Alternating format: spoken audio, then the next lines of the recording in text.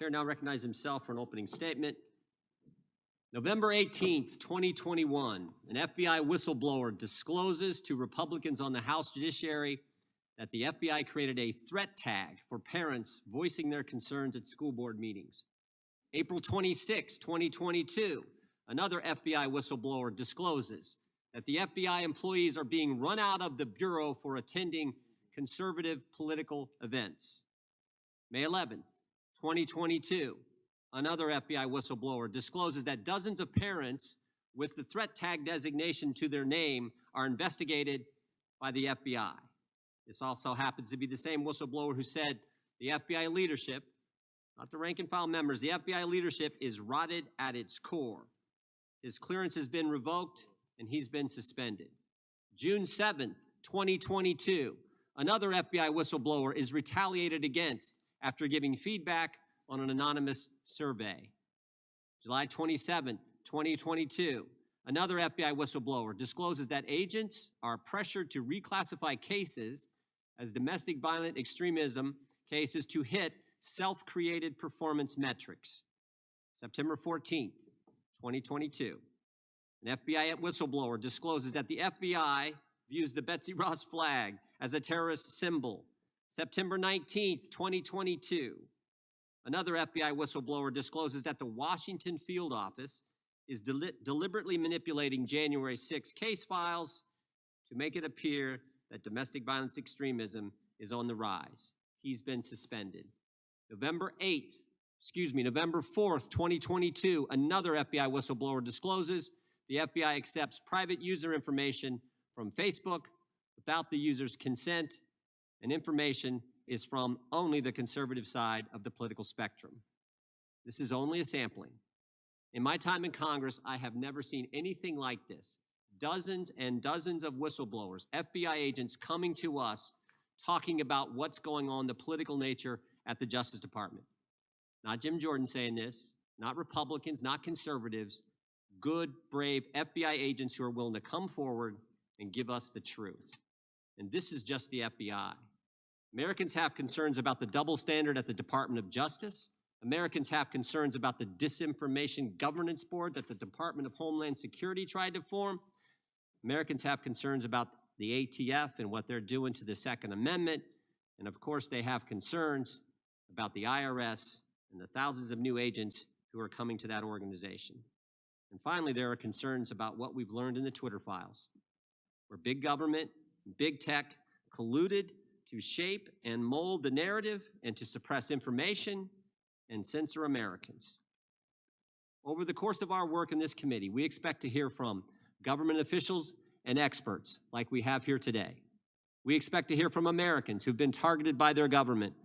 We expect to hear from people in the media. And we expect to hear from the FBI agents who have come forward as whistleblowers.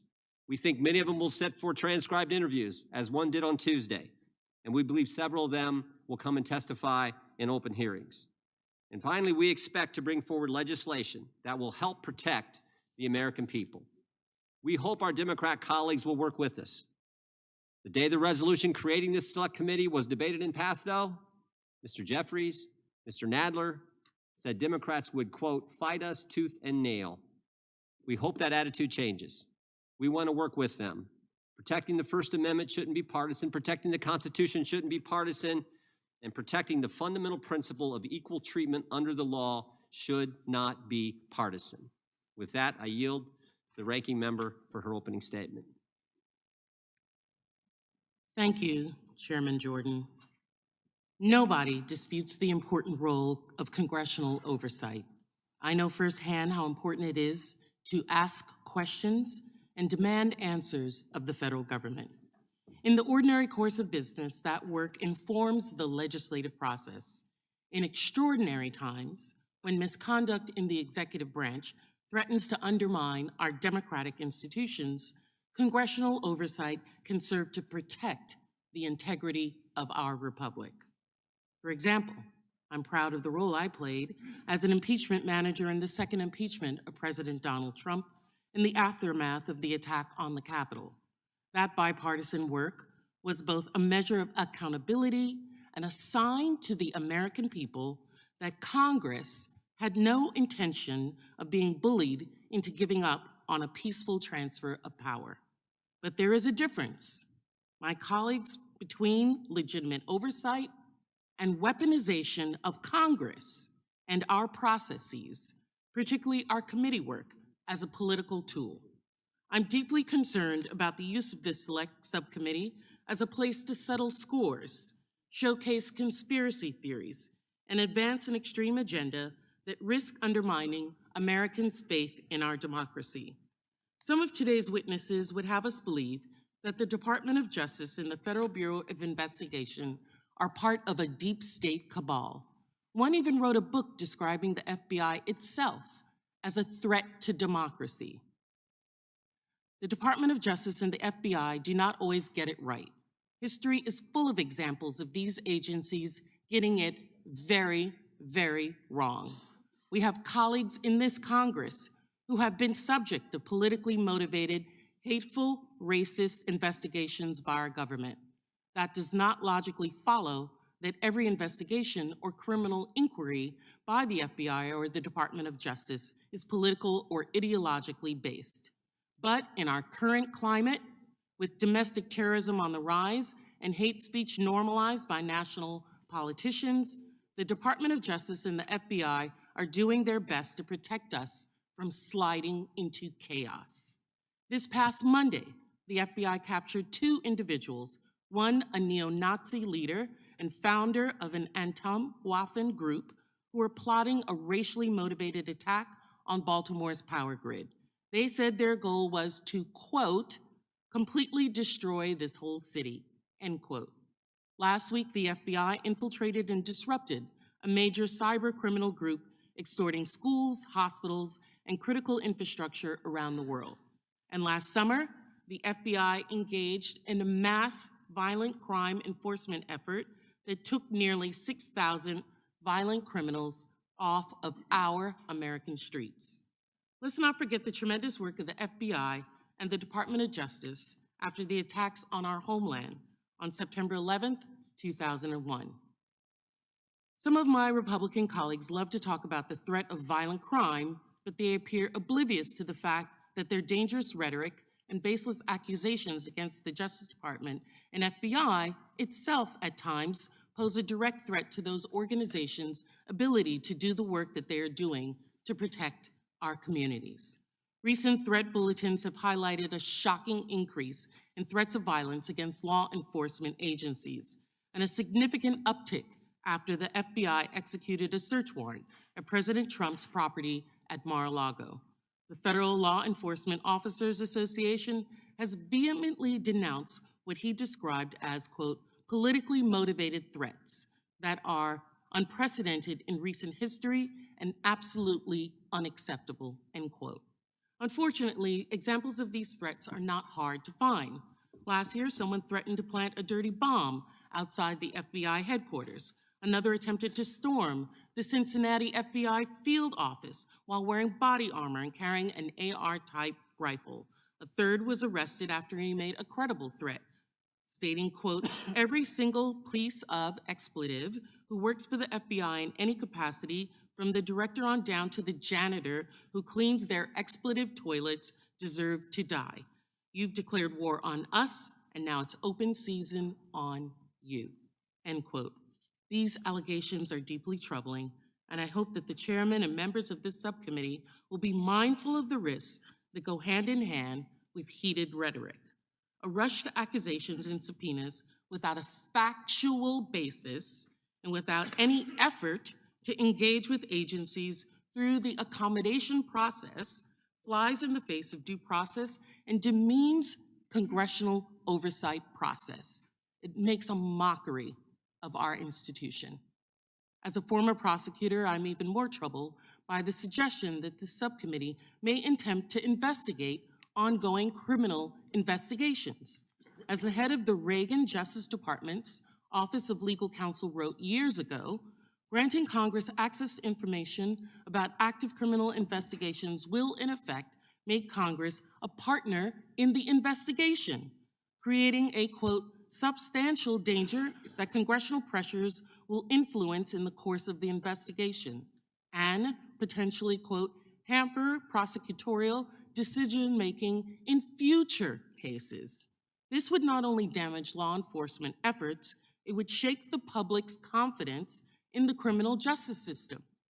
I hope not, but I suspect much of the investigations the majority, my Republican colleagues, want to look into and potentially muck up involve criminal investigations into former President Donald Trump. I want to be crystal clear. My Democratic colleagues and I will resist any attempt by this subcommittee to derail ongoing, legitimate investigations into President Trump, any other president, and others within his orbit. During the course of this subcommittee's work, I suspect we will hear both members and witnesses describe the events of January 6, 2021 in ways that simply do not mesh with reality.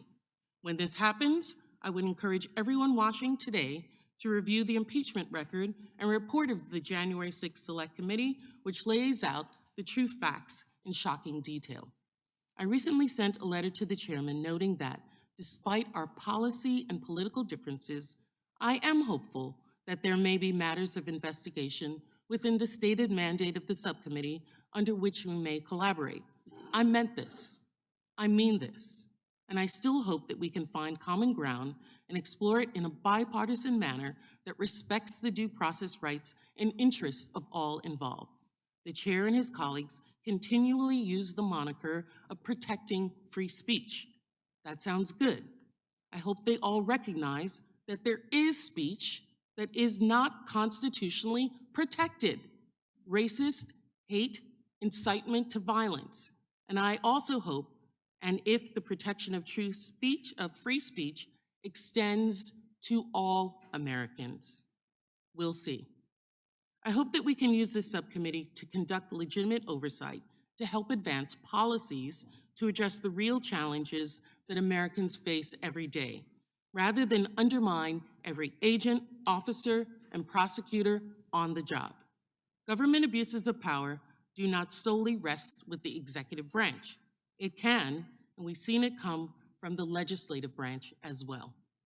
On our present course, however, this exercise seems little more than a political stunt designed to inject extremist politics into the legislative oversight function and the justice system.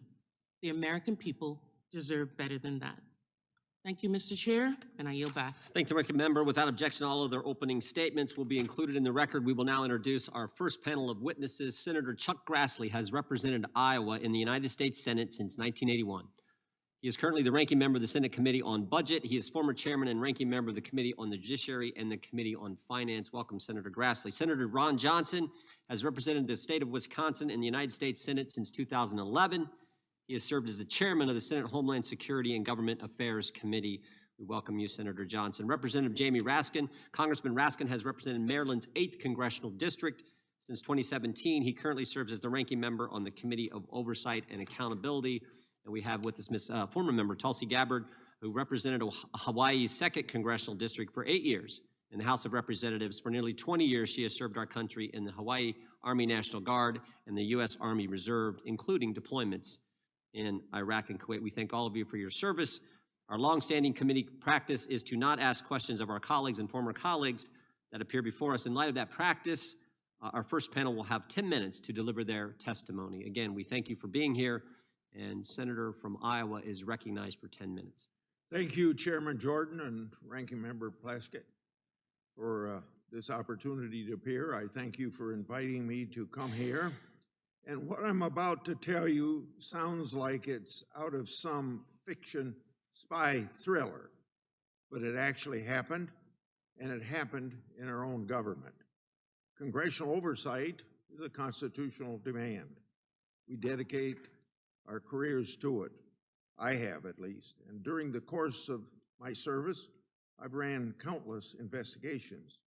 In the past few years, I've never seen so much effort from the FBI, the partisan media, and some of my Democrat colleagues to interfere with and undermine very legitimate congressional inquiries. It's because of a triad of disinformation and outright falsehoods. As one example, look at Crossfire Hurricane. Bit by bit, piece by piece, it's been deconstructed and shown to be politically motivated investigation, which it was. We all know now that it was the Democratic National Committee, along with the Clinton campaign, who colluded with the Russians. They used a former Russian spy, Fusion GPS, and law firm to create a fake dossier and then tried to cover it up. Now, the most recent example of this triad at work are efforts against my and Senator Johnson's ongoing Biden family investigation. That investigation started on August 14th, 2019, when I was chairman of the Senate Finance Committee, with a letter that I wrote to the Treasury Department. My letter was about a questionable financial transaction subject to the Committee on Foreign Investment that related to a matter involving the Biden family. As our investigation continued and advanced, Democratic leadership and partisan media began their attack on our investigation. This is where that spy thriller starts to heat up. On July 13th, 2020, then Minority Leader Schumer, Senator Warner, then Speaker Pelosi, and then Chairman Schiff sent a letter with a classified attachment to the FBI. That letter expressed a purported belief that Congress was the subject of a foreign disinformation campaign. The letter was targeted at the Johnson-Grassley investigation. However, the classified attachment included unclassified element that attempted and failed to tie our work to a Russian agent named Andrei Derkach.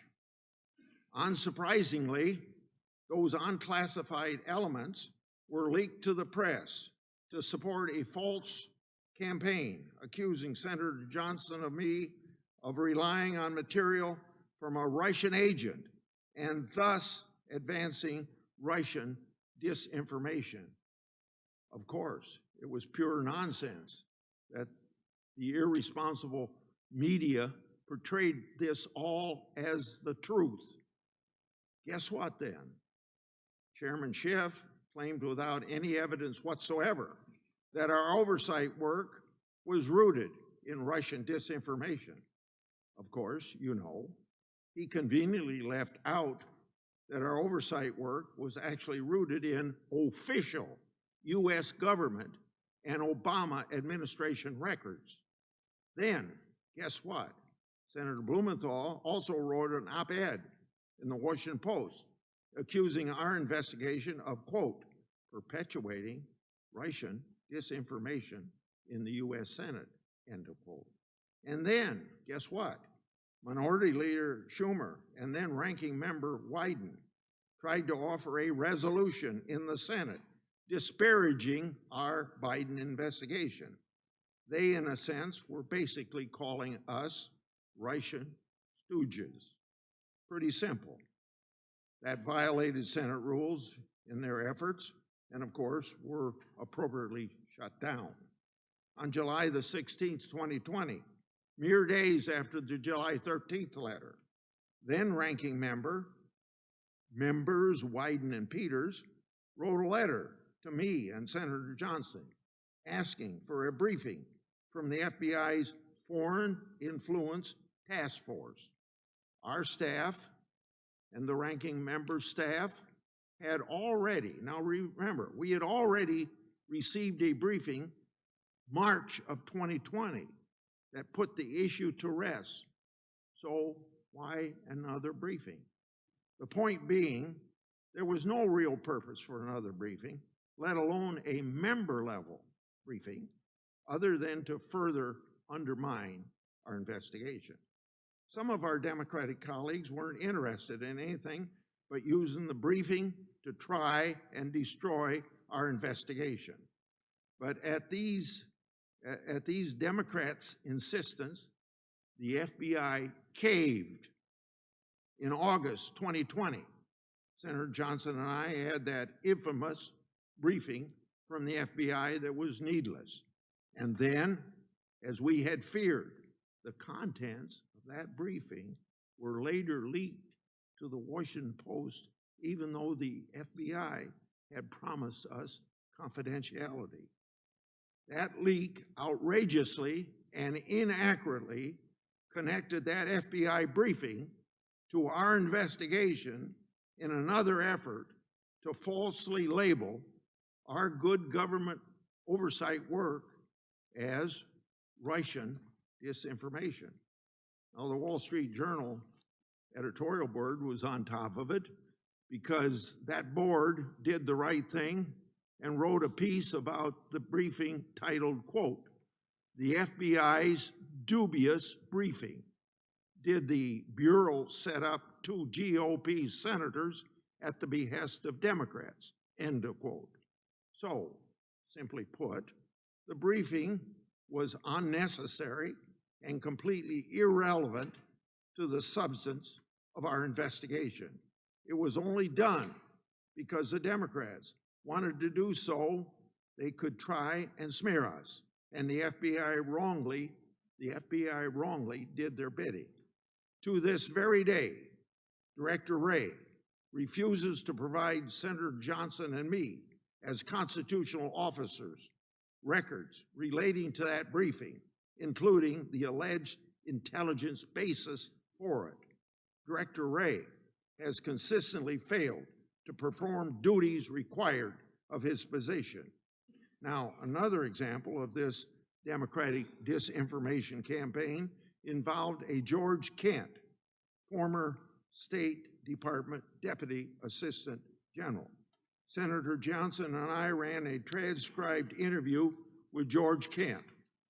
Before the interview, Democrats acquired material from that Russian agent, the same one that I mentioned earlier.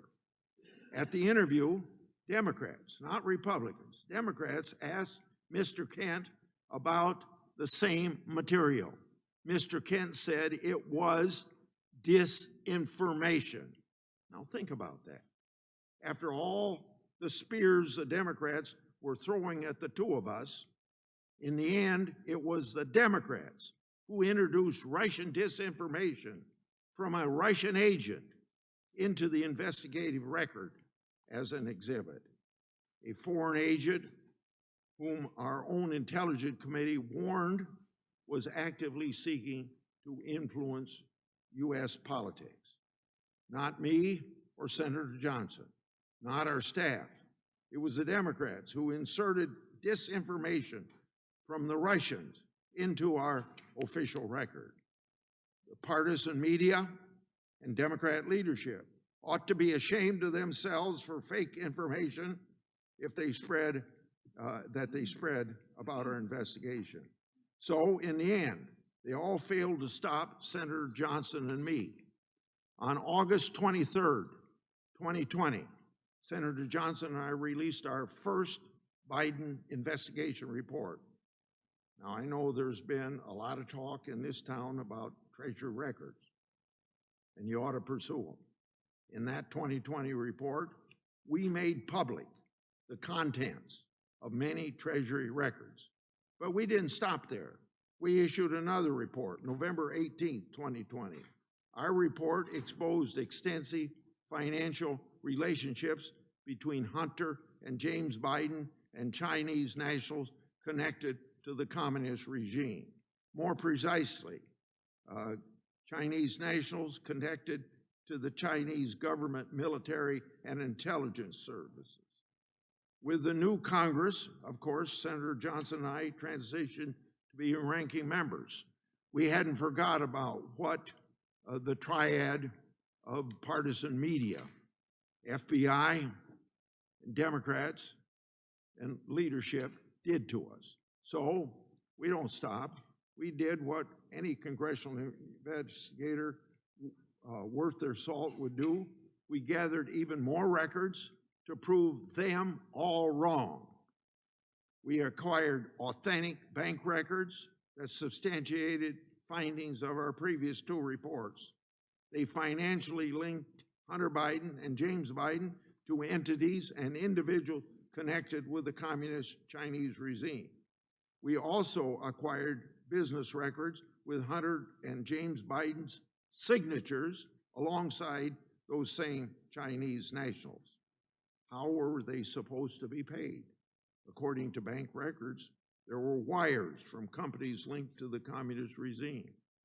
In 3 floor speeches, we made those bank records public and asked this question to our partisan detractors, the same ones that I mentioned throughout my remarks, and maybe a lot of others.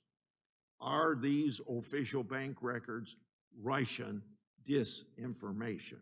We also shared hundreds of pages of bank records with U.S. Attorney Weiss. He failed to respond. Now, as our investigation continued, whistleblowers approached my office with allegations that the FBI created an assessment in August 2020, the same month that the FBI briefed me and Senator Johnson. According to these whistleblowers, that assessment was used by FBI headquarters to improperly discredit negative Hunter Biden information as, you might expect, disinformation. As a result, this scheme allegedly caused investigative activity to entirely cease. It's been further alleged to me that in September 2020, the same month Senator Johnson and I released our first report, those FBI headquarters personnel began placing their analysis of the credibility of reporting related to the Biden family in what I've been told is a restricted access sub-file. Further allegations to my office involved FBI personnel at the Washington field office who improperly ordered information to be closed by the FBI related to Hunter Biden's potential criminal conduct in October 2020, just before the election, even though it was verified or it was verifiable. Other whistleblower disclosures to my office make clear that the FBI has within its possession very significant, impactful, and voluminous evidence with respect to potential criminal conduct by Hunter and James Biden. These disclosures also allege that Joe Biden was aware of Hunter Biden's business arrangements and may have been involved in some of them. We still aren't sure what's been done with this information. The FBI's track record doesn't create much faith that the information is going to be followed up on. It's clear to me that the Justice Department and the FBI are suffering from a political infection that, if it's not defeated, will cause the American people no longer to trust these storied institutions. It will also threaten the American way of life.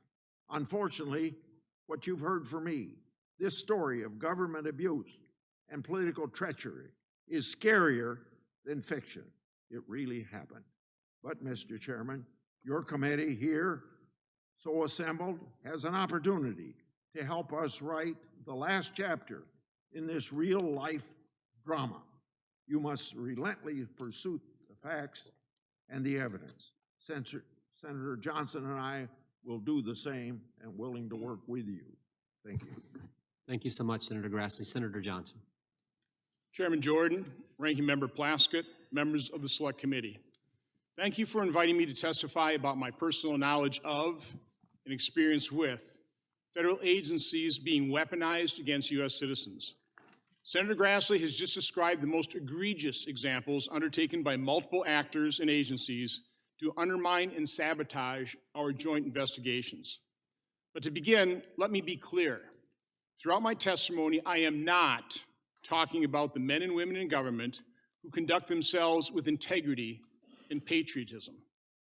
But at the outset, it is important to recognize corrupt individuals within federal agencies that I am talking about are not acting alone. They operate as vital partners of the left-wing political movement that includes most members of the mainstream media big tech social media giants, global institutions and foundations, Democrat Party operatives, and elected officials. As the Twitter files reveal, these actors work in concert to defeat their political opponents and promote left-wing ideology and government control over our lives. My eyes began opening to this reality with the disclosure of how the Obama administration weaponized the IRS to harass Tea Party groups by denying them tax-exempt status. My personal knowledge and experience with agency corruption began in 2015 when I became chairman of the Senate Committee on Homeland Security and Governmental Affairs. My first investigation ultimately revealed the extensive editing of then FBI Director James Comey of his July 5th, 2016 statement that exonerated Secretary Clinton regarding her use of a private email server for official business. The edits were clearly made to downplay the seriousness of her actions. It is important to note those partisan edits were made by the same cast of characters in the FBI that would initiate and drive the corrupt Russian-Trump collusion investigation. During our investigation of the FBI's involvement in the Russian collusion hoax, Senator Grassley and I uncovered and made public highly partisan text messages between FBI employees Peter Strzok and Lisa Page. Strzok's December 15, 2016 test, quote, "Think our sisters have begun leaking like mad. Scorned, worried, and political, they're kicking into overdrive, has never been given the attention it deserves." In 2022 interview with Jeff Girth, Strzok said he now believes, quote, that it is more likely the text came not from the CIA, but from senior levels of the US government or Congress. Who might those leakers be? Why aren't reporters who receive the leaks outraged at being fed false information? And why haven't they blown the whistle on the leakers? Why didn't the mainstream media robustly investigate how they were all duped? The answer is they weren't duped. They were complicit in creating and fostering the political turmoil our country has been experiencing over the last 6 years. Those leaks were a key ingredient in the most destructive, political, dirty trick in US history: the creation and promotion of the false Russia-Trump collusion narrative.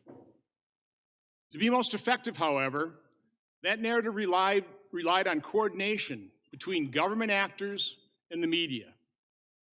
And the left had allies in the FBI. Unable to verify the Steele dossier, the FBI offered Christopher Steele $1 million to provide verification. By December 2016, the FBI knew they had investigated Steele's primary subsource as a Russian spy.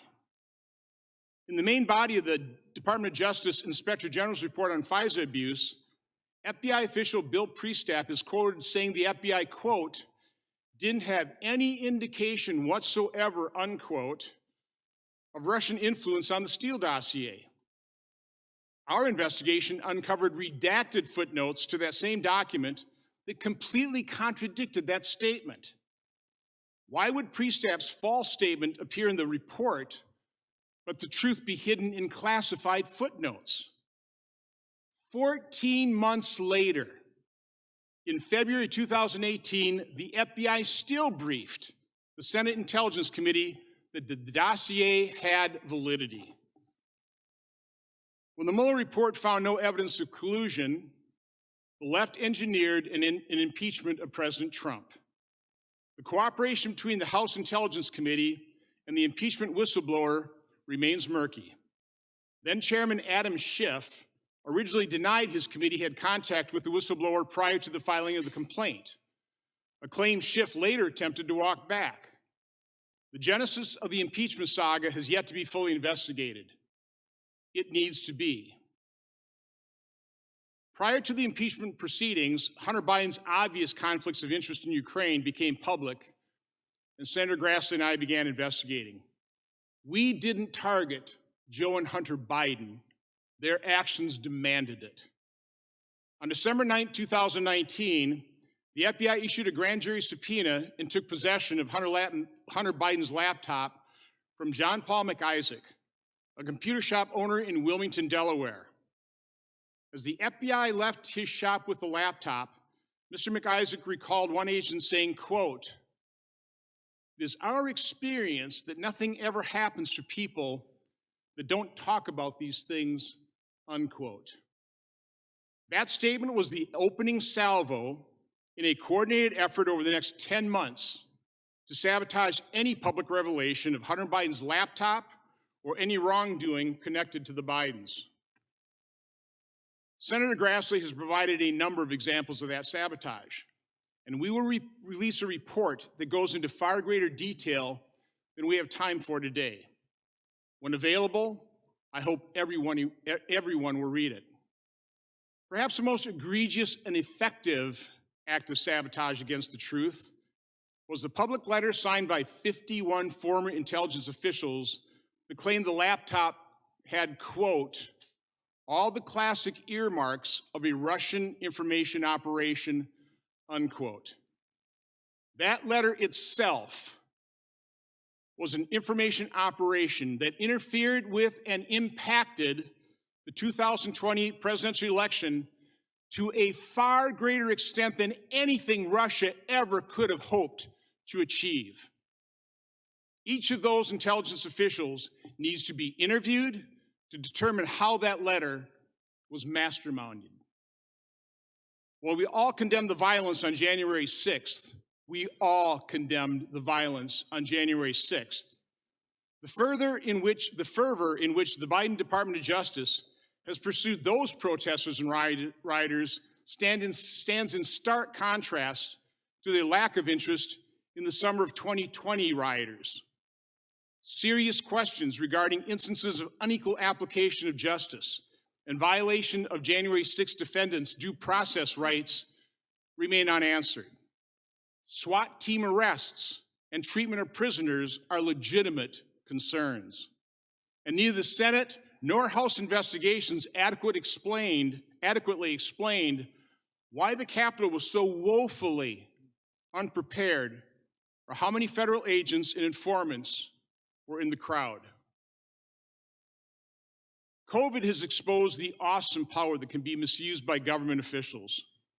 The loss of basic freedoms has been nothing less than breathtaking. Our response to the pandemic has been a miserable failure.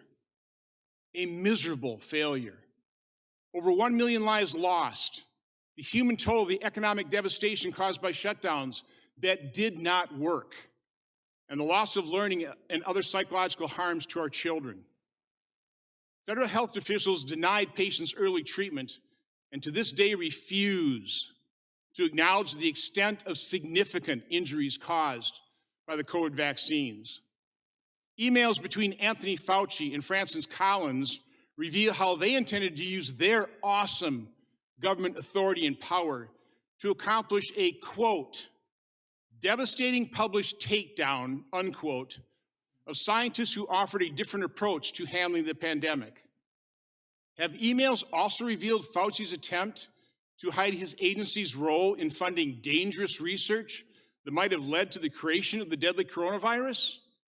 We don't know because those agencies won't provide the unredacted documents. Federal health agencies have not been honest or transparent. I've written over 50 oversight letters, and the vast majority of the questions I have asked have either received an inadequate response or no response at all. I have requested information that the public has a right to know. Doctors who have had the courage and compassion to treat COVID patients using their off-label prescription rights have been vilified, censored, and their careers destroyed. Other health professionals have noticed, toed the line, and remained silent. Parents who, out of concern for their children, question school boards and administrators have been labeled potential domestic terrorists and must now fear scrutiny from the federal law enforcement. With the release of the Twitter files and the Missouri and Louisiana lawsuits against the Biden administration, we are getting a clearer picture of how active government officials were in suppressing free speech and controlling the narrative. It is also becoming obvious that the World Health Organization has been captured by the Chinese government, that global institutions in general have been captured by the left, and that some charitable foundations are exerting far more power over public policy than should be allowed. Chairman Jordan, members of the committee, you have important work before you. Although you have been generous in granting me 10 minutes to offer my testimony, I have barely scratched the surface in describing the complexity, power, and destructive nature of the forces that we face. Our founders fully understood that government was necessary to avoid anarchy, but they also knew that government power was something to fear. That's why they devised a set of checks and balances to limit government's power and influence over our lives. Ideally, a free press would hold all government officials equally accountable. But with today's media mostly biased to the left, congressional oversight is needed now more than ever. And because the administration is not cooperative and transparent, Congress needs whistleblowers from agencies throughout the federal government. I urge men and women with integrity to come forward and reveal the truth. Senator Grassley and I will do everything we can to encourage bipartisan oversight in the Senate and stand ready to assist your efforts in any way that we can. Thank you. Thank you, Senator Johnson. We look forward to your report. We hope that is coming shortly. We now recognize Representative Raskin for his testimony. Chairman Jordan, Ranking Member Plaskett, dear colleagues, our framers were Enlightenment thinkers who wrote us an Enlightenment Constitution. They wanted government to operate on the basis of facts, science, and common sense, not ignorance and superstition. They wanted America to usher in an age of reason. With the separation of powers, the framers constitutionalized Newton's third law of motion, checking every action with an equal and opposite reaction. And Congress in Article 1 was given the central role of legislating and making progress for our people. The oversight function is not specified in Article 1, but the Supreme Court has always said that it's implied, something necessary and proper for the legislative function. As Madison famously said, those who mean to be their own governors must arm themselves with the power that knowledge gives.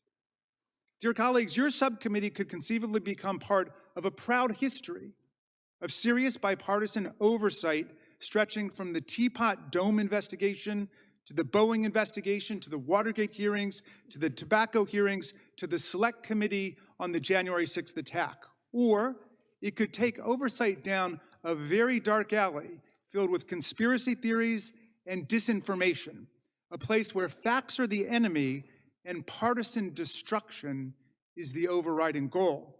Millions of Americans already fear that weaponization is the right name for this special subcommittee, not because weaponization of the government is its target, but because weaponization of the government is its purpose. What's in a name? Well, everything is here. The odd name of the Weaponization Subcommittee constitutes a case of pure psychological projection. When former President Donald Trump and his followers accuse you of doing something, they're usually telling you exactly what their own plans are. By establishing a select subcommittee on weaponization, they're telling us that Donald Trump's followers, who obviously control the subcommittee, will continue weaponizing any part of the government they can get their hands on to attack their enemies, defined as anyone who stands in the way of their quest for power. To be clear, that's not an exclusively partisan operation.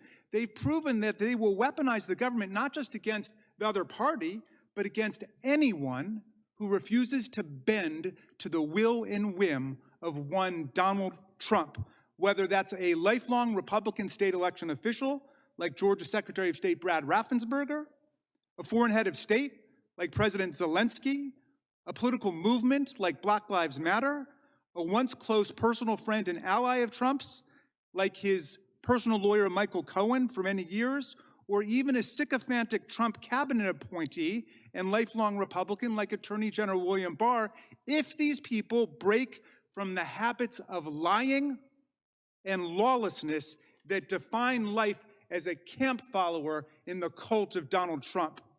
But if the weaponized MAGA campaign isn't exactly partisan, it is entirely political because it's got an overriding electoral focus, and you know what it is. It's all about restoring Donald Trump, the twice impeached former president, to the office he lost by 7 million votes in 2020 and tried to steal back in a political coup and violent insurrection against our constitutional order on January 6, 2021. You disagree? Well, please don't take my word for it.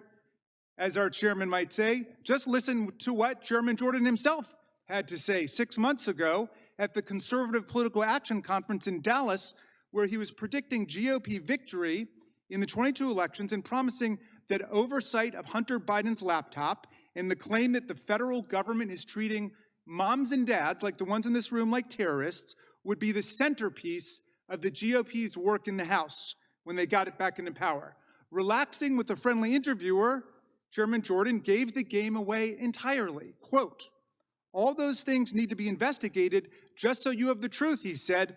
Plus, that will help frame up the 2024 race when I hope and I think President Trump is going to run, and we need to make sure that he wins. We need to make sure that he wins.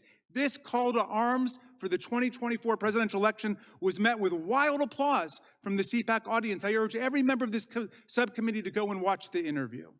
Now, of course, a serious bipartisan committee focused on weaponization of the government would zero in quickly on the Trump administration itself, which brought weaponization to frightening new levels across the board. Consider just a few examples I have time for, illustrative of dozens I can provide the subcommittee.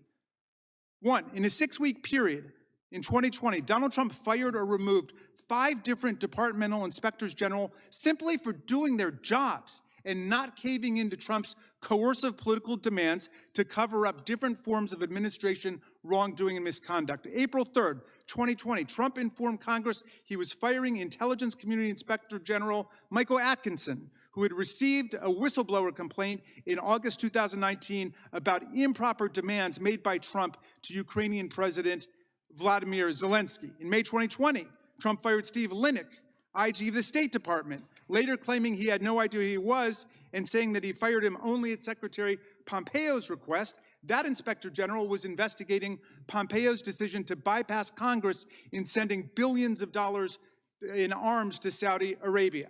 I don't have time to get into the details of the others, but May 20, he fired Mitch Bem, the transportation deputy IG. He relieved of duty Glenn Fine, acting IG for the Defense Department. He removed Christy Grimm, the acting inspector general of HHS. Second, breaching the traditional separation between the president and Department of Justice criminal prosecutions, Trump and his obliging sycophantic attorney generals, like Jeff Sessions and William Barr, repeatedly pressured career prosecutors to go hard or go soft in particular cases, always seeking to reward Trump's friends or to punish his enemies. If weaponization of the Department of Justice has any meaning, this is it. Consider the egregious case of Gregory Craig, a White House counsel under Obama, who was targeted by the DOJ for alleged FARA violations and finally indicted on a single count of making false statements. He was acquitted unanimously by the jury in less than 5 hours, and one of his lawyers observed that the Department of Justice had hounded his client without any evidence and without any purpose. Former U.S. Attorney Jeffrey Berman said that Greg Craig never should have been prosecuted. Consider the case of Michael Cohen, the president's former lawyer and confidant for many years. In August 2018, he pleaded guilty to campaign finance violations over large hush money payments he arranged before the 2016 election to keep porn star Stormy Daniels and Karen McDougal from talking about sexual affairs they had with Donald Trump. You guys remember this one? Well, after Barr became Attorney General in February of 2019, he worked to kill further investigations related to those payoffs and suggested that Mr. Cohen's conviction on campaign finance charges itself be reversed, even though 6 months had already passed since Cohen had entered a guilty plea. Amazingly, after Cohen was imprisoned for a year and then being transferred out of prison to home confinement during COVID-19, Barr and the DOJ intervened to block his transfer because Cohen would not immediately accept as a condition of his ankle bracelet home confinement not to engage in First Amendment activities, specifically writing and publishing a book about Donald Trump or saying anything in public on TV or in the social media about Donald Trump. Cohen had already been home for 2 weeks when this unconstitutional demand from DOJ appeared, and when he and his attorney dared to ask questions about it, 3 federal marshals showed up with handcuffs and shackles, and he was returned to the Otisville Correctional Institute. There he spent 16 days in solitary confinement before they were able to get his case before a federal district judge who immediately found that Barr's purpose, quote, in transferring Cohen from release on furlough and home confinement back to custody was retaliatory in response to Cohen desiring to exercise his First Amendment rights to publish a book critical of the president and to discuss the book on social media. Can you think of a more egregious example of weaponizing the Department of Justice for nakedly political purposes than imprisoning and putting in solitary confinement the president's own former lawyer simply because he wanted to exercise his First Amendment rights? Consider the John Durham investigation. At the urging of Republicans, including the good chairman, the John Durham Special Counsel investigation was set up in 2019 by Barr to try to find wrongdoing by intelligence or law enforcement agencies in the origins of the Mueller investigation. And we've heard some of the murmurings about this today. After 4 years and millions of dollars spent, the Durham investigation closed as a total flop without unearthing anything like the deep state conspiracy that Republicans have been denouncing around here for years. It couldn't find anything of substance to it. Yet Barr and Durham kept pressing in clearly abusive ways. I hope your subcommittee will investigate. One former DOJ prosecutor, Robert Luskin, a defense lawyer who represented 2 witnesses before the Durham probe, told the New York Times he was shocked. This stuff had my head spinning, he said. When did these guys drink the Kool-Aid, and who served it to them? Amazingly, when prosecutors participating in this wild goose chase actually came into possession of evidence of a real offense from Italian government officials of a potentially major financial crime committed by Donald Trump, Durham was suddenly deputized to investigate it, and the whole investigation mysteriously disappeared without a trace. Trump's enablers now want this subcommittee not to examine the Durham debacle as a case study in dangerous weaponization of the justice function, but rather to pick up the baton from the defeated and demoralized Durham team and to keep the wild goose chase going today. Third, the former president had no qualms about literally weaponizing our nation's law enforcement and military against First Amendment activity for his political purposes. I commend to you the debacle that took place on June 1st, 2020 in Lafayette Square, where they mobilized an interagency law enforcement troop and then unleashed them on horseback with pepper spray and batons, billy clubs, rubber bullets against a totally lawfully present crowd. Mr. Chairman, I want to be clear. I'm not suggesting that any of the investigations that have taken place during the last 2 years have been perfect. I'm sure they could have been improved in some ways. That's a legit thing for you to ask. But it's one thing to engage in systematic oversight driven by a commitment to facts and the truth, and something radically different to set up a platform for a series of hit-and-run partisan attacks that are just vindictive, vendetta-driven, and meant to frame up a presidential campaign in 2024. And some of the new rhetoric we've been hearing can be dangerous, as the ranking member was pointing out. After the execution of a perfectly lawful judicial search warrant in Palm Beach in August of last year, politicians and media figures began denouncing the FBI, the whole FBI and FBI agents in vitriolic terms. And since then, the FBI and DHS have observed an increase in violent threats posted on social media against federal officials and facilities, including a threat to place a dirty bomb in front of FBI headquarters and issuing general calls for civil war and armed rebellion. And we've heard those calls before in this chamber.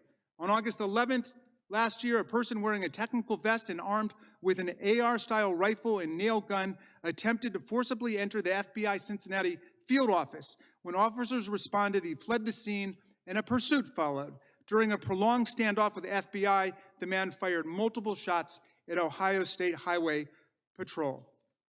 Mr. Chairman, the public is skeptical about this strange new venture with the strange new name that's being launched because so many of the members involved have done everything they can to block the January 6th committee's investigation of the worst insurrectionary domestic violent attack on an American election in the American Congress in our history.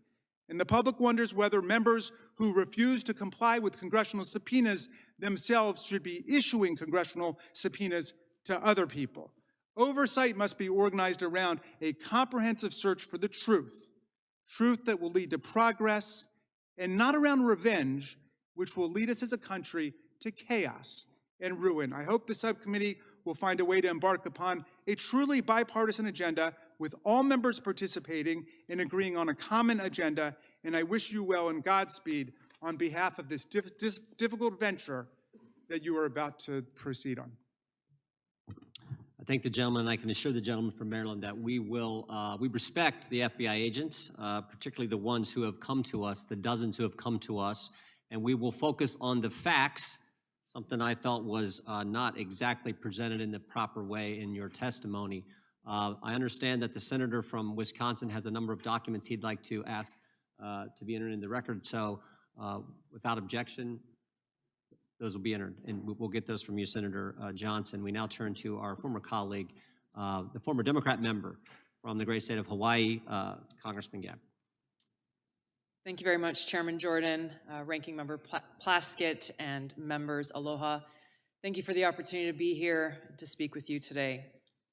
Benjamin Franklin said, "Without freedom of thought, there can be no such thing as wisdom and no such thing as public liberty without freedom of speech."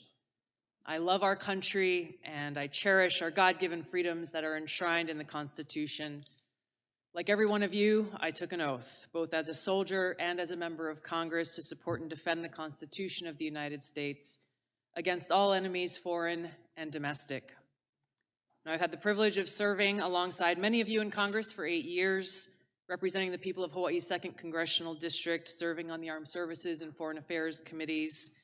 I'm honored to be able to continue to serve as a Lieutenant Colonel in the U.S. Army Reserves now for almost 20 years, where during that time I deployed to 3 war zones and participated in multiple overseas training exercises, where I had the opportunity to see firsthand what life is like in countries where there is no First Amendment, where there is no free press, where government deems itself to be the moral arbiter to its people, dictating to them what is right and wrong, what can and cannot be said, who can speak, who cannot, who is free to worship, and who is not. Now, our founders understood the importance of enshrining our God-given freedoms in the Constitution and Bill of Rights to ensure that no matter which party or person may be in power at any given time, our founding documents serve as a reminder of these freedoms that are guaranteed to every American. Thomas Paine said, "He that would make his own liberty secure must guard even his enemy from opposition. For if he violates this duty, he establishes a precedent that will reach to himself." We cannot be so short-sighted as to thinking silencing speech that we don't like today will not result in our own voices being silenced tomorrow. The work that you've all been charged with in this committee affects all Americans, and it is too important to allow it to fall victim to partisan politics. No matter how deep your differences, we must all agree to stand on the side of liberty. Unfortunately, right now we live in a country where many Americans are afraid to speak freely, afraid to express themselves, afraid to actually have real open dialogue and debate, afraid of losing their job, being canceled, or being accused of a crime, which could happen if recently introduced legislation criminalizing so-called hate speech is passed into law, speech that, no matter how abhorrent, is still protected under the First Amendment. Now, this fear and this culture of fear and self-censorship is not unfounded. We have individuals in our government often working through their arms in the mainstream media and big tech, doing exactly what our founders rejected, trying to control what we, the people, are allowed to see and say under the guise of protecting us from so-called misinformation or disinformation. Now, of course, they appoint themselves as the sole authority and voice of truth, of information, backed by the most lethal force on earth with the power to target anyone they deem a threat. They alone are the ones, self-designated, who get to decide what is true and what is false, what is information and what is misinformation or disinformation. They say they're doing this for us, that they're doing this for our own good, to protect the people. But in reality, the truth is they think that we're too stupid to think for ourselves, too stupid to discern for ourselves and to draw our own conclusions. Now, the idea that we must just blindly accept whatever the government or those in power tell us is true goes against the very essence of our Constitution and Bill of Rights, which were created as a resounding rejection of the reign of kings, churches, and authorities. They tell us we must blindly trust them or face the consequences, even though our government has a long history of lying to us, the American people. Just to cite a few examples, we were lied to about the weapons of mass destruction in Iraq, which spurred the war that I and so many others served in and so many others sacrificed their lives in. They lied for almost 2 decades, claiming success in Afghanistan, when in fact we saw failure after failure after failure, coming at a great cost to this country.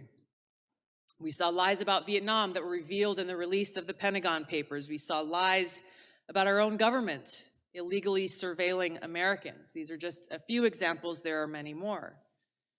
Ranking Member Plaskett talked in her opening comments about how individuals in the FBI also throughout our country's history have abused their power, weaponizing those agencies to advance their own political interests.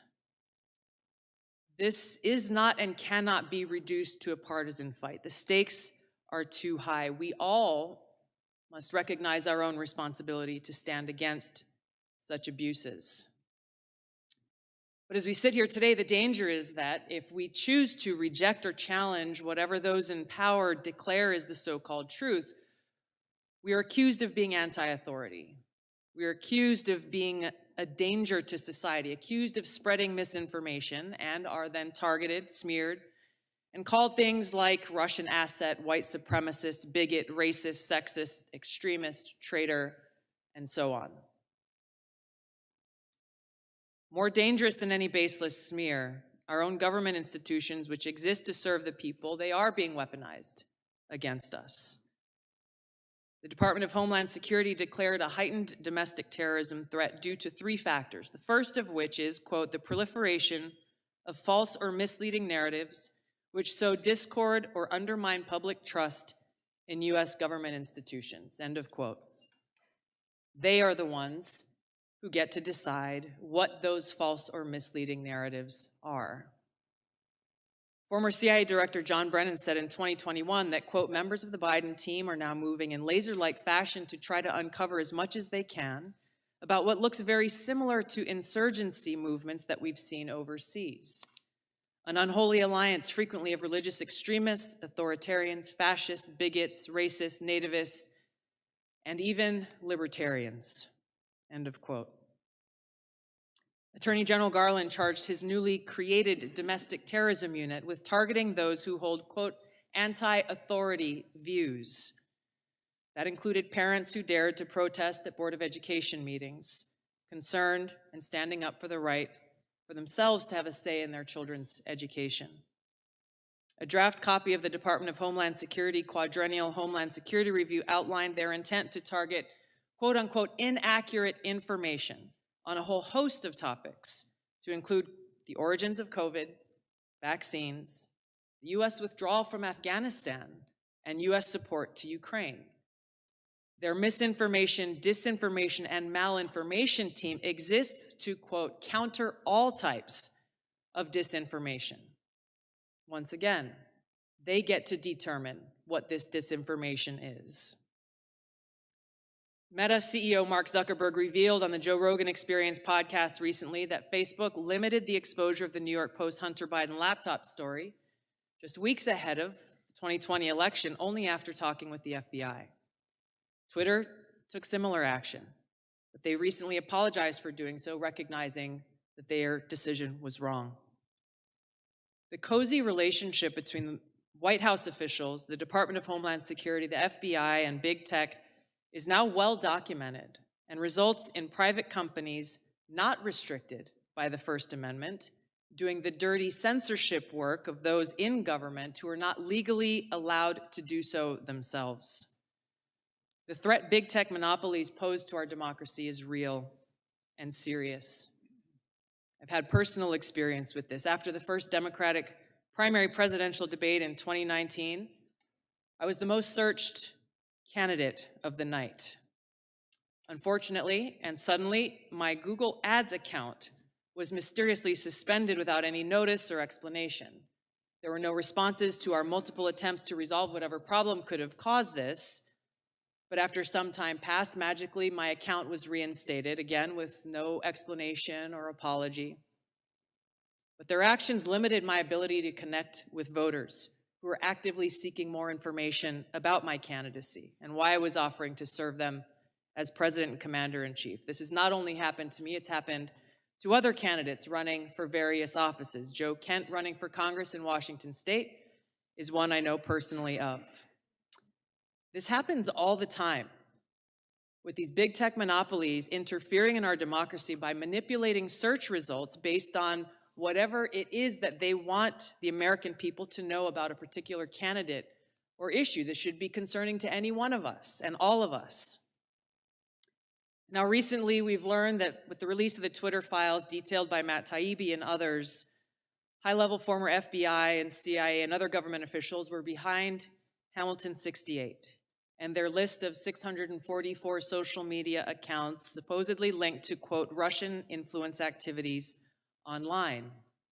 Now, Hamilton 68's work was widely cited as fact by institutions like Harvard and Stanford, by mainstream news organizations across the board, by members of the House of Representatives and Senate from both political parties, including the head of the Intelligence Committee. The problem is, it was false. Twitter themselves determined that the vast majority of counts that Hamilton 68 targeted on this list of 644 were, quote, neither strongly Russian nor strongly bots, end of quote. They were mostly anti-establishment American voices from across the political spectrum. I was one of them. Former Secretary of State Hillary Clinton accused me, a sitting member of Congress, a soldier, and a candidate running for president, of being, quote, groomed by the Russians. Her baseless smear worked as intended. It was something that was repeated over and over, headline after headline, article after article, pushed online in every way. This had the harmful impact that was intended. I could give you many examples of interactions that I've had with people throughout that campaign and still today. But I remember one in particular that had an impact. Just weeks after this statement was made, I was in South Carolina at a campaign event when an elderly woman came up to me, and I could tell that she was very disturbed. She came up and she put her hands on my shoulders and she looked into my eyes, her eyes welling up, hands shaking, and she said, "Look me in the eyes. I need to know if you are working for Putin." She was serious. I couldn't believe it.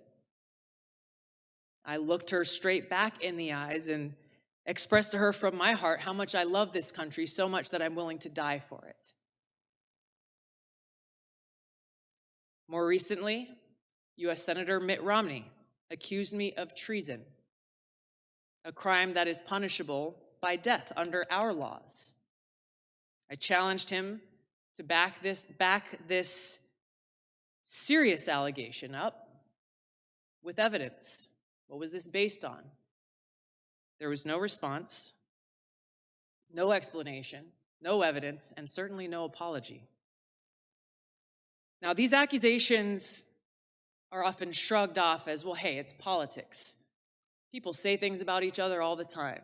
That may be easy for some of you to say, but for somebody who wears the uniform, this is serious. And it's serious not only to me, but to my fellow service members and veterans, every one of us making a decision at some point in our lives to raise our right hand, prepared and volunteering to lay our life down for this country. What does that mean in reality? It means that before every deployment, in our own hearts, we have to make peace with the possibility that we may not come home. It means writing letters to our loved ones, trying to find the words to express our love and gratitude, knowing that that may be our final goodbye. It means for those of us who do come home, doing our best every single day to honor the great sacrifices of our brothers and sisters who paid that ultimate price. This is much bigger than me or any one individual. When those who dare to challenge the establishment are targeted by this powerful conglomerate of government, corporate media, and big tech, weaponizing all that they have against the people for their own selfish gain, it has a dangerous chilling effect on free speech, and it sends a very powerful message. If you dare to challenge us, we will come after you. The more we allow this to happen, we start looking less and less like a democratic republic and more like a banana republic. Instead of a government ordained to secure these rights, we are now increasingly facing a government determined to take those rights away. George Washington warned, "For if men are to be precluded from offering their sentiments on a matter which may involve the most serious and alarming consequences that can invite the consideration of mankind, reason is of no use to us. The freedom of speech may be taken away, and dumb and silent we may be led like sheep to slaughter."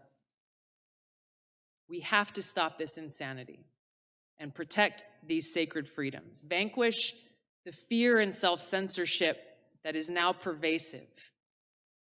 Every one of us taking action to breathe new life into the open marketplace of ideas that is at the heart of a thriving democracy, encouraging vigorous and substantive debate, encouraging people to think for themselves so we can draw our own conclusions, where we can disagree without devolving into hate, where we can respect each other as fellow Americans and treat each other with aloha.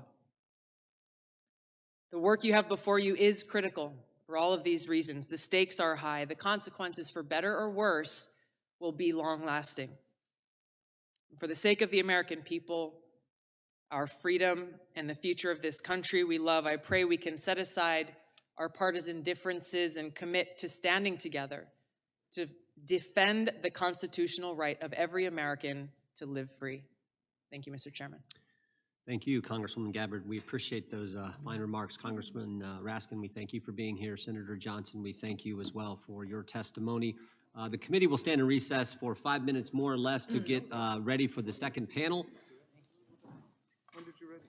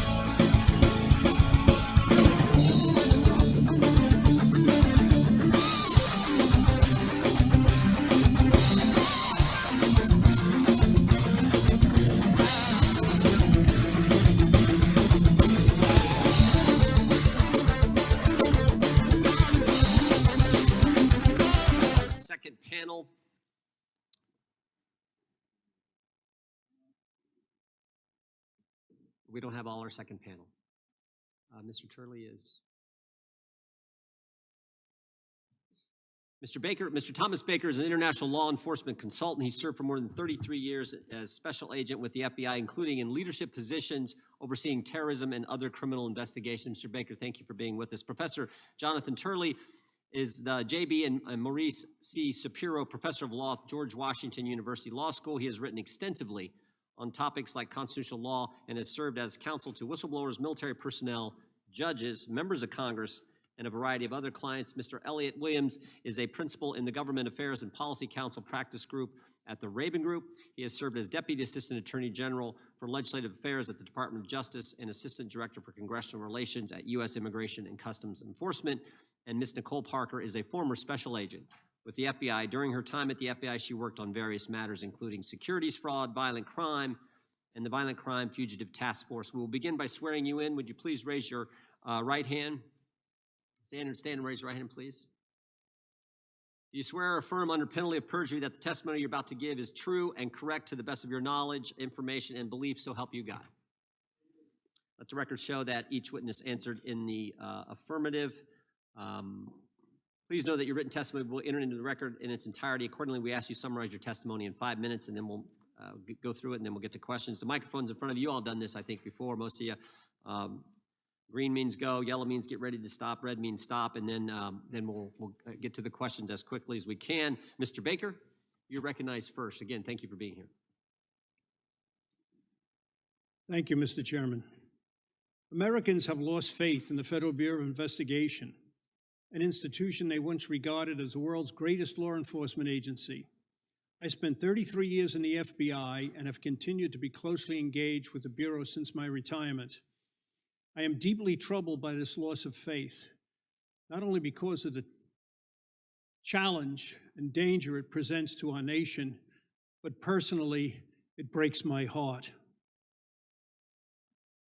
Specific lapses will be looked into by this panel, but the big issue is, why did they happen, what changed, and what should be done? Culture is where it starts. This widespread deleterious behavior of the past several years describes a culture, not just the work of a few bad apples. Robert Mueller, when he was the FBI director, set out deliberately to change the culture of the FBI from a law enforcement agency to an intelligence-driven agency. That had bad and unintended consequences. And the difference is this: in law enforcement, you spend every day, consciously or unconsciously, waiting for that day to come when you're going to raise your right hand before a judge or before a jury and swear to tell the truth, the whole truth, and nothing but the truth. That's quite different than an intelligence agency that operates through deceit and deception, and their end product is an estimate. Some would call it a best guess. Guesses aren't allowed in the courtroom. Past reforms, like the Church and Pike committees, were necessary. This present subcommittee is a step in the right direction. Hopefully, its work will be bipartisan, because the abuses of an intelligence-driven FBI threaten the liberty of those on the left as well as those on the right. In 1978, after the Church Committee revelations, reforms were undertaken. The FBI and the DOJ enacted a series of Attorney General guidelines for conducting investigations. The Congress gave us the Foreign Intelligence Surveillance Act. Now, however, the use of Fisa against U.S. citizens, as seen in the Carter Page case, has presented a threat to American civil liberties. Fisa suspends the Constitution. For its first decades, the Foreign Intelligence Act was used, as its name implies, to surveil foreign agents resident in this country. FISA needs to be returned to that original purpose. That is something that the Congress can fix. That the FBI collided with Twitter to suppress free speech is shocking. What is even more surprising is the FBI's explanation or denial that they did that. Over the past few years, when shenanigans were discovered in the Bureau, by the Bureau, the miscreants were shown the door. Director Wray and other FBI leaders, their theme is the bad apples are no longer with us. With the Twitter revelations, there is not even that usual half apology, but a bold-faced denial that nothing is wrong. The First Amendment guarantees free speech. The FBI, by urging Twitter to censor speech, which it could not itself do, was engaging in a perversion of the First Amendment. For most of FBI history, agents were trained that part of the FBI's mission was to be a guarantor of the Bill of Rights. That has now been turned on its head. A renewed emphasis on the Constitution as a cornerstone of the Bureau's work is what is called for. When I was in training as a new agent, we were each given a pocket copy of the Constitution. We were told to keep it in our breast pocket, and that if we did that, when you would think about it when interviewing a citizen or when searching someone's home, if you kept it close to your heart, you wouldn't go wrong. For years, when explaining the FBI to various groups, I would always emphasize that unlike other countries, the United States was blessed to have as its domestic security service a law enforcement agency, an agency rooted in the rule of law. The United States now may be cursed to have a domestic intelligence agency with police powers. We may never get the Bureau back to the culture of a tell-the-truth law enforcement agency that I lived and loved in the pre-9/11 era, but the effort of reform is worth it, noble, and direly needed. I thank you all for your efforts. Thank you, Mr. Baker. Appreciate your testimony. Professor Turley, recognized for 5 minutes. Thank you, Chairman Jordan, Ranking Member Plaskett, members of the subcommittee. It's an honor to appear before you to discuss this subject. It is my sincere hope that there is room for bipartisan agreement, even in these times, when we talk about the government's role in regulating speech. We all are here today because we all have a deep love for this country. We come from different backgrounds, different parts, but we share that common article of faith. I'd like to speak to that today. These are difficult questions that I'm going to address, and these are divisive times, but they transcend politics. Notably, in yesterday's hearing in the Oversight Committee, James Baker said that he also thought there might be need for legislation. This is the former Twitter executive, former FBI general counsel, and he said there might be need for legislation to limit the role of the FBI and other agencies in their relationship with social media companies. I think that that is true. But one of the reasons that this committee has a difficult task before it is that there is a crisis of faith, and it's not just simply with some of our constitutional values. Polls are showing that people have a distrust for the federal government, but also with the FBI. 20% in a recent poll said that the FBI was the greatest threat to the country. Only 40% of Americans said that they trust the FBI most of the time. 53% said they felt the FBI was acting politically. I'm not saying that those results are warranted. What I'm saying is it's a serious problem when the public, large portions of the public, have that level of distrust. My testimony that I've submitted to the record goes through the constitutional and case law that applies to this issue of when the government goes too far. And I say that these are really very heavily contested questions. There are cases on both sides. And in some of my discussions, I say that actually I think the social media companies have a better argument. And in some parts, I think that there are legitimate issues here that might trigger the First Amendment. There are two different aspects to that analysis. One is that we do have direct action shown in the Twitter files by government employees. So we don't have to get into what I spend most of my time on, which is agency theory under the First Amendment. We know that there were dozens of federal employees who tagged or targeted particular posts and posters for possible elimination and suspension. Now, we can question whether that was a directive or a partnership or a coordination, but there was direct government conduct. So the question for this committee, first and foremost, is do you want your government in that business? And we can have, I hope, a civil and respectful conversation about that. What's interesting about the Twitter files is that they establish what could be viewed as an agency. Now, as I go through a lot of the cases in the past, courts have really struggled with this. At what point does a private party become an agent of the government?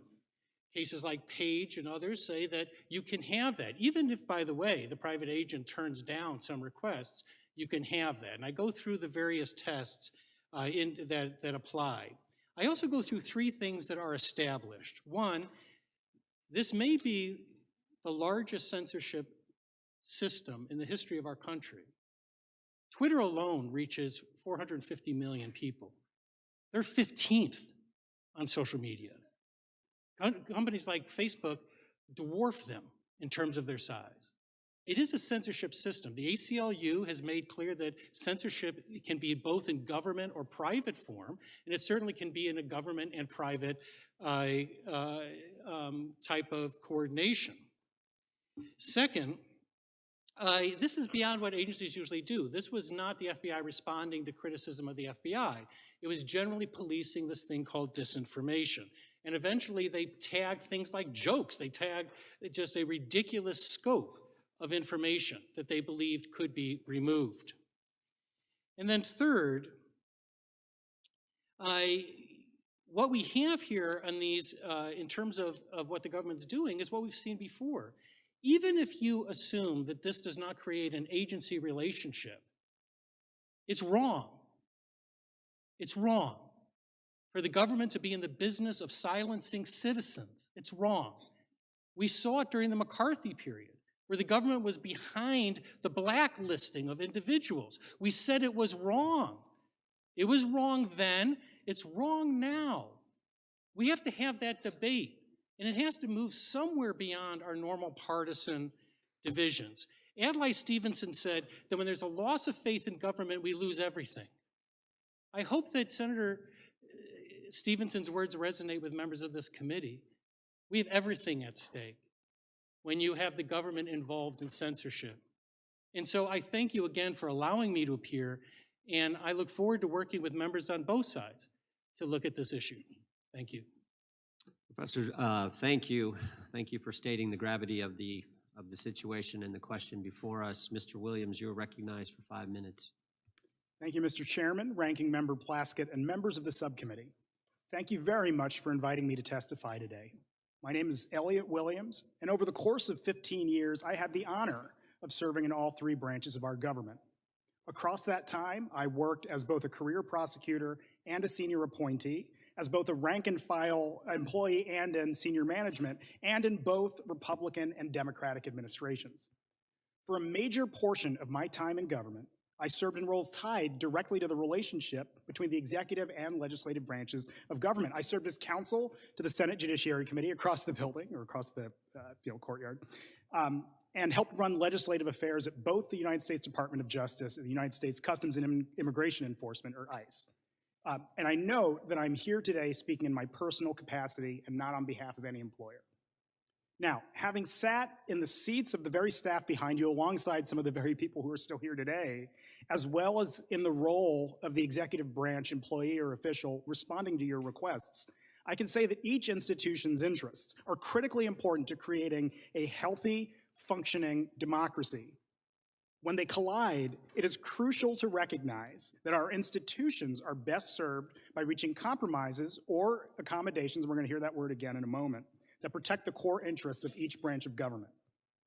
Congressional oversight, the reviewing or monitoring or supervision of federal agencies and activities, is essential to good government. It helps ensure that officials who hold the public trust apply laws fairly and spend their funds wisely, our funds wisely. It uncovers abuse and uproots waste. It encourages efficiency and fosters transparency. Now, this is a two-way street where Congress ends up better informed when making its legislative decisions, and the executive branch is in a better position to carry out its enforcement of our laws. Now, there is a natural and perfectly reasonable push and pull of constitutional and legal interests when two branches of governments interact. But too much pushing or pulling from either side poorly serves the American people and does not serve the work of the American people. Now, each branch of government, and I mean the legislative and executive, have a tremendous amount to lose and a lot to gain in the process. It's in the interest of people at both ends of Pennsylvania Avenue and across the country that our institutions and our democracy function properly. Now, Congress and the Justice Department, both where I worked for a long time, have recognized this principle. The Justice Department has attempted throughout the years to balance satisfying legitimate legislative interests with protecting the executive branch's confidentiality interests. An obvious example arises when disclosure of case materials from an open criminal case or civil case might be disclosed to the public or to Congress. There might be a significant public interest in the Justice Department's efforts to protect those materials. Likewise, Congress has a very long history of engaging in responsible oversight, and bipartisan oversight at that matter, of the executive branch. This means reaching accommodations that have regularly included narrowing requests for information, limiting access to information that's provided by the executive branch, or even at times delaying a congressional investigation until the work of the Justice Department in the form of prosecutions or declinations are completed. For instance, here's an example. In the early 2000s, the House Oversight Committee wanted to obtain documents from Special Counsel Patrick Fitzgerald's investigation into the leak of the covert identity of CIA officer Valerie Plame. They consulted, this is the committee, the Oversight Committee, consulted with the Special Counsel and agreed to delay receiving information until after the end of the litigation or after the investigation and litigation. Even then, the chair of the committee worked closely with the special counsel to narrow his requests that the special counsel agreed would not infringe on his prosecutorial independence or intrude upon grand jury secrecy, which, as many of you know, is protected by law, under the law. Both sides here, Congress and the executive branch of the Justice Department, had interests. They both balanced them for the good of democracy, the health of our institutions, and transparency for the American people. Now, as with any process of negotiation, not every party will always receive what they seek to recover, nor will they be able to protect every bit of information they wish to shield. That is not a bad thing, and we will talk about that over the course of the day. Needless to say, thank you again for inviting me to testify, and I look forward to answering any questions you might have. Thank you, Mr. Williams. Ms. Parker, you are recognized for 5 minutes. Ms. Parker, hit that button. There you go. Thank you. Chairman Jordan, Ranking Member Plaskett, and members of the subcommittee, I would like to thank you for inviting me to come and respectfully speak to you today. The people of this country deserve the right to have faith in those sworn to protect. Faith is the foundation of hope, and hope can be restored through honest reflection of who we have become and who we could and should be. On September 11th of 2001, I was working for Merrill Lynch in the World Financial Center in New York City. I witnessed up close the horrific, deadly terrorist attacks on the adjacent World Trade Center. My colleagues and I evacuated our building and were led to safety thanks to the heroic efforts of NYPD officers. 2,977 souls were not as fortunate that day. As I watched the mayhem unfold to include people jumping to their deaths, I was shocked, heartbroken. I vowed to God that I would give back and serve this great nation. This vow led me to leave a multi-billion-dollar hedge fund in 2009 and apply to become an FBI special agent. According to the Wall Street Journal, around 45,000 people applied to be special agents that fiscal year. About 900 made the cut, and I was one of them. After 5 months of arduous training at the Academy in Quantico, I was a sworn-in special agent assigned to the Miami division. I considered it a very sacred responsibility and was honored to be entrusted to protect and serve the American people. My entire career was spent in the field, where I believed I could make the strongest impact in rescuing victims and putting criminals behind bars. It was my privilege to work alongside the finest and brightest in the FBI, local law enforcement, and our federal partners, participating in the investigations of myriad criminal cases. The Marjorie Stoneman Douglas High School shooting in Parkland, Florida, the 2017 Fort Lauderdale Airport shooting, the Cesar Sayoc pipe bomb case, multi-million-dollar Ponzi schemes, crimes on the high seas, bank robberies, murders for hire, sexual assaults, extortions, and more.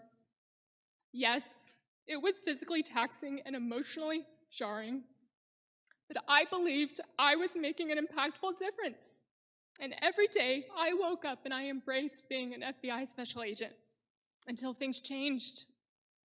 Over the course of my 12 plus years, the FBI's trajectory has transformed.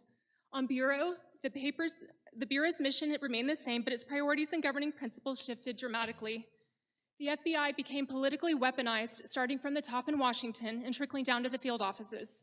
Although FBI employees have their First Amendment rights, they are not at the liberty to allow their personal political views or preferences to determine their course of action or inaction in any investigation. Lady Justice must remain blind. Those that do not uphold these responsibilities cause a negative ripple effect throughout the agency in the field.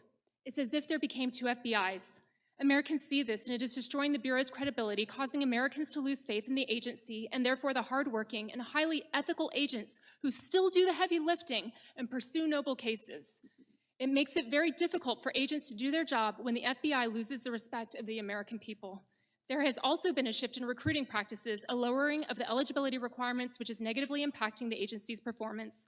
And all this adds up to a loss of trust in the FBI by many Americans and low morale among many FBI employees. For many, becoming a special agent was their calling in life, but now it's merely a very dangerous and high-risk job with minimal contentment.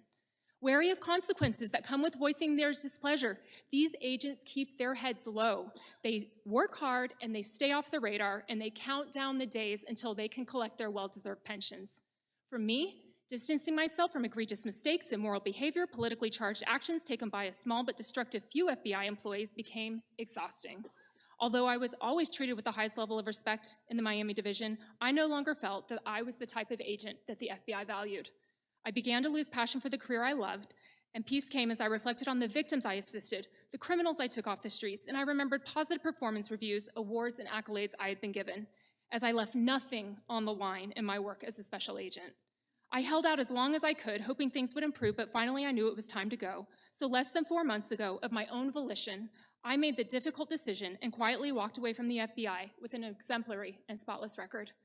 I love the FBI I joined, and I have treasured memories working alongside remarkable people. I'm proud to have served with honor as a special agent.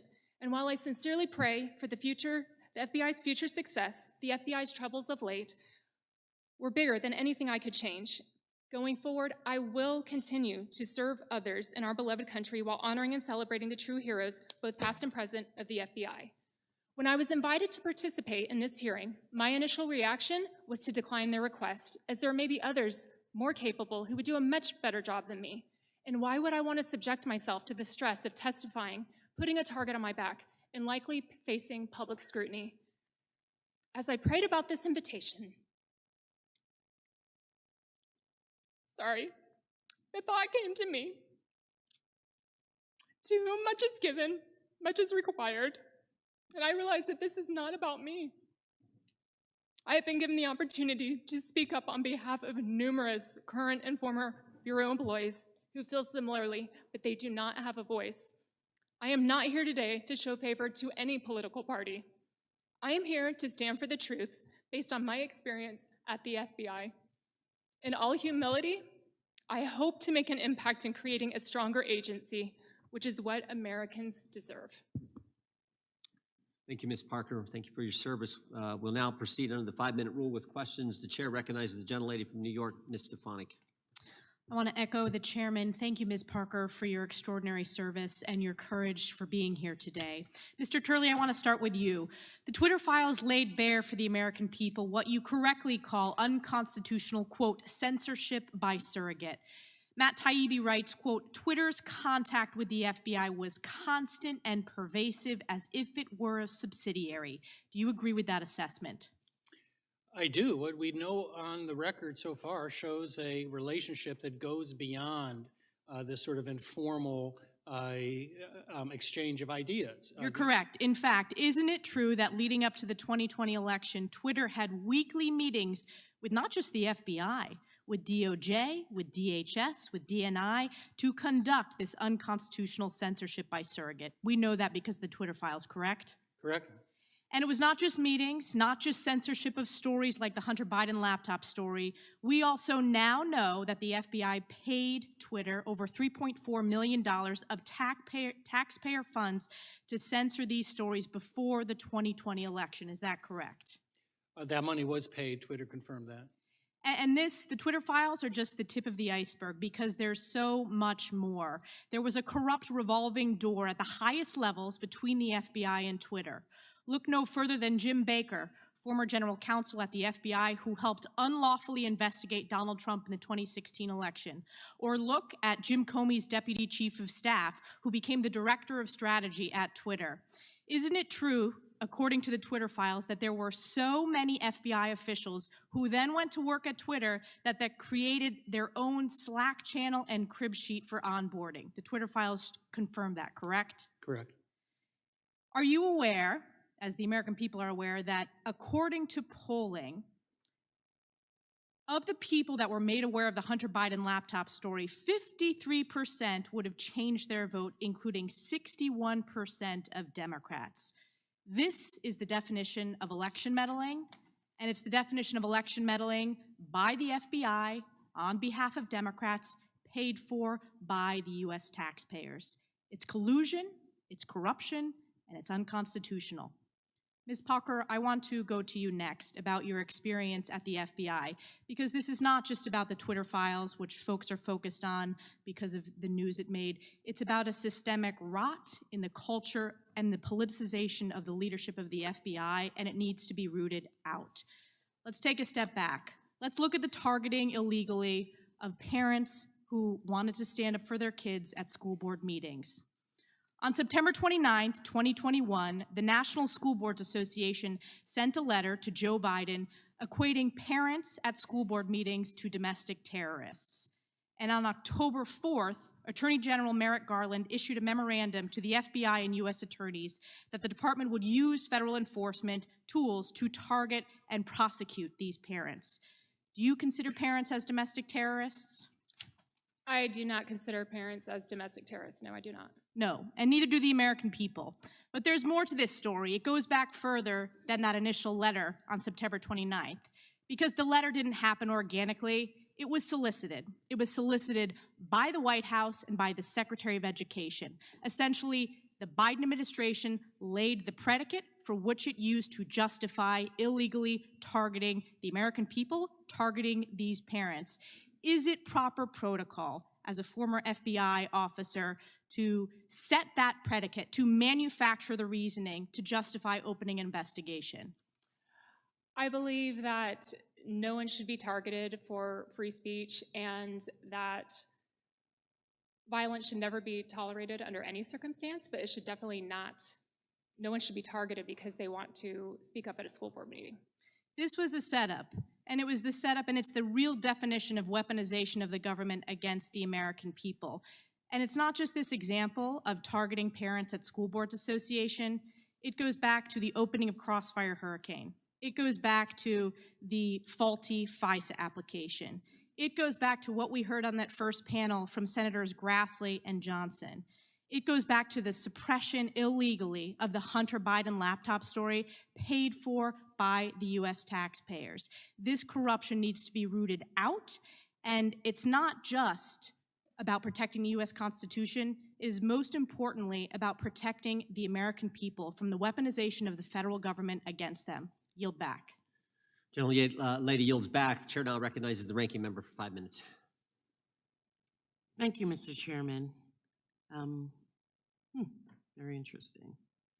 As a parent of 5 children, I think having my rights as a parent is a very sacred trust, a very sacred trust. But Mr. Williams, would you say that having worked as a prosecutor, threats of violence against individuals is something that supersedes an individual simply being a parent? Of course, Madam Ranking Member, threats of violence are actionable under the law.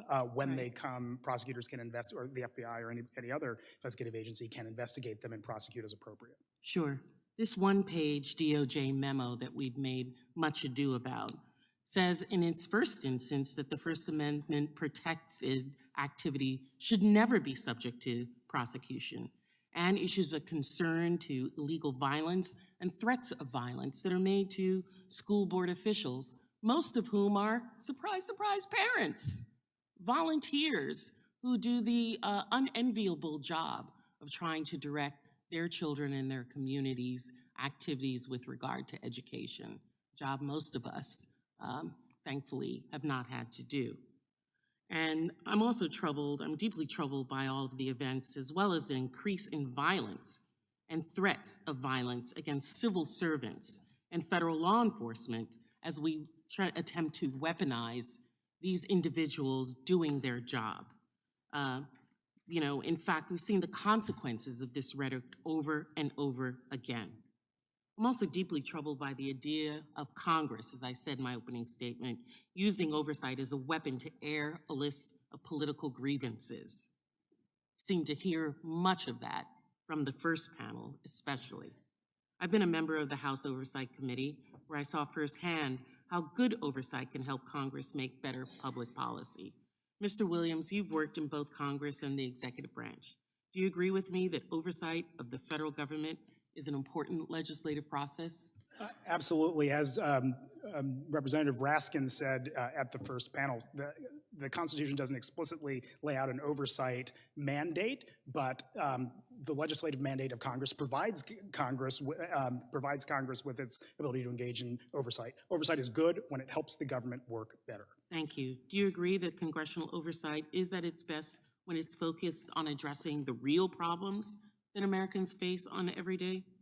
The real problems Americans face every day and making government work better, absolutely, Congresswoman. I believe in congressional oversight, and committee Democrats would be willing to work together to conduct oversight of matters such as the disproportionate audits by the IRS of African American families. Recent reports about former Attorney General Bill Barr and Special Counsel John Durham. Mr. Williams, do you agree that congressional oversight works best when it's bipartisan in nature? Absolutely. And have you seen examples of that in bipartisan investigations? Oh, absolutely. I know that it's so infrequent now, but have you ever seen any? Absolutely. A great example is in 2016 when the House Committee on Oversight, led by Republican Chairman Jason Chaffetz and Ranking Member Elijah Cummings, worked together on an investigation, a bipartisan investigation of the United States Secret Service and mismanagement and misbehavior there. It led to bipartisan legislation that made, as I said, the government work better and Secret Service a more functional organization. What about cooperation between the branches of government? Is it necessary for Congress to be willing to work with the executive branch in investigations? Yes, and vice versa. Absolutely. The executive branch should be willing to work with Congress as well. And would that first instance be trying to come to agreement as to when and how documents and information could be given? Absolutely. The public sees hearings, but does not see that when the process works properly, there's a back and forth and a give and take between the two parties at both ends of Pennsylvania Avenue, as I said before. Would you say 2 weeks into the Congress issuing subpoenas might be a bit premature for the investigation and cooperation between those branches of government? Certainly, Congressman, Congress has the authority to issue subpoenas quickly if they wish, but I guess you get more flies with honey than with vinegar, to be cute. And working with the other side collaboratively is always going to be a better approach. Vinegar seems to work better on social media, though, than the honey. I yield back. I think the gentlelady, I would just point out, we tried the honey.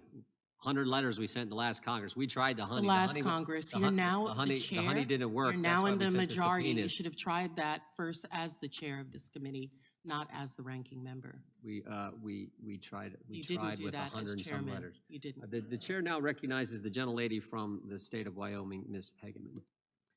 Thank you, Chairman Jordan. It is a privilege to serve on this Select Subcommittee, and I look forward to the work we have ahead of us. After over 30 years as a water, natural resource, and constitutional attorney, I have seen firsthand and fought against the weaponization of the federal government against my fellow Wyoming citizens and the country at large. Through the testimony of our witnesses today and the points made by my colleagues, it is clear that the culture and mission of the FBI and DOJ has changed in a manner which runs counter to the rights and liberties of the American people. The purpose of government is to secure our natural rights. Yet the testimony we have heard and the information received from the whistleblowers and other investigative findings has shown that the FBI's mission has moved from securing those rights to using them as a predicate for investigating and surveilling the American people and weaponizing their government structure against them. Mr. Baker, in a Wall Street Journal piece you wrote titled, "The FBI Needs a Ray of Courage," you stated that in response to Attorney General Garland's memoranda directing the targeting of American parents, Director Ray should respond by highlighting that the FBI won't undertake any investigation based on speech alone. It is troubling that that statement would even need to be made. But Mr. Baker, do you think your advice was heeded by Director Ray? In fact, I remember that episode quite clearly. I wrote that article in October, just days after the announcement became public, and I was in touch with high executives at the FBI a day or two after that. They assured me that the FBI would maintain the standard of only investigating those situations where there was violence and not investigating free speech. I have to accept the ranking members of the FBI who told me that. However, my article in the Wall Street Journal still stands. We needed, the FBI needed, the American people needed to hear Director Ray say that publicly, as other FBI directors have spoke up to previous attorney generals and previous presidents, and he never did publicly. And the American people needed to hear, we wouldn't be having this discussion today if he clearly stated that we will not investigate speech, we'll only investigate violence. We're still waiting for that statement. Okay. Mr. Turley, from what Mr. Baker just said, we have seen two issues stemming from this abuse and change of priorities within the FBI and DOJ. They are either investigating Americans based upon their constitutionally protected rights, or they are flagging lawful action to which they have political objection. In some of your recent writings, you have identified two very important points from the revelation of the FBI Twitter relationship. First, that this relationship is a First Amendment violation as it constitutes censorship by surrogate or proxy. And second, you also are concerned that you don't know what is more menacing, the role the FBI played in Twitter's censorship program or its response to the disclosure of that role. The Constitution is a limited governance document. The First Amendment identified our God-given right to speak freely and imposes restraint that the government shall make no law abridging the freedom of speech. Mr. Turley, can you explain the implications of the government relying on private industry to circumvent the First Amendment? Thank you for that question. The Supreme Court and lower courts have spent a great deal of time trying to define when a relationship with a private party can cross over to a type of agency relationship. And that also applies on the state level through the 14th Amendment. In cases like Page, for example, you have situations where you have a government official who called an employer to say, I don't like what this person said in a public meeting, and that employee was fired. And the court said, you know, that is government action. That is a violation of the First Amendment. One of the things that this subcommittee has to deal with is that difficult line, and I admit it is difficult. But in these Twitter files, there's a very disturbing picture that emerges. You have regular meetings between the FBI and Twitter. They even offered to give clearances to Twitter officials. You have complaints among Twitter employees that this is overwhelming in terms of the number. And what you really see is how insatiable censorship becomes, that eventually they were doing what appeared to be word searches and just sending all of these postings in for possible action by Twitter. And that included things like jokes and other things that anyone looking at it would realize that this is not a nefarious Russian operation. So when we talk about surrogate censorship, we're talking about one of the most serious threats against free speech. You know, people always say, well, you know, the First Amendment only applies to the government. The First Amendment is not synonymous with free speech. It deals with one problem of free speech. What we're talking about with surrogate censorship is a much greater problem for those of us who value free speech as a defining right of this country. I appreciate that. And one more point to make, they also paid Sorry, the Twitter millions of gentlelady's dollars. time has expired. I will yield back. Thank the gentlelady from Wyoming, and now I recognize my friend on the other side of the aisle, Mr. Lynch, who worked successfully and diligently with our late friend Walter Jones to secure the release of 28 pages of the 9/11 document. And now I recognize Mr. Lynch for 5 minutes. Thank you, Mr. Chairman. Mr. Williams, on August 12th, 2022, the FBI and DHS released a joint intelligence bulletin warning of an increase in domestic terrorist threats against federal law enforcement officials following the search of Donald Trump's offices at Mar-a-Lago, including, quote, a threat to place a so-called dirty bomb in front of FBI headquarters and issuing general calls for civil war and armed rebellion. On August 9th, at Judiciary, GOP tweeted, the IRS is coming for you. The Department of Justice is coming for you. The FBI is coming for you. No one is safe from the political punishment in Joe Biden's America, close quote. And on that same day, my colleague, Representative Gosar, my Republican colleague, called the FBI, quote, the enemy of the people, and tweeted, we must destroy the FBI, close quote.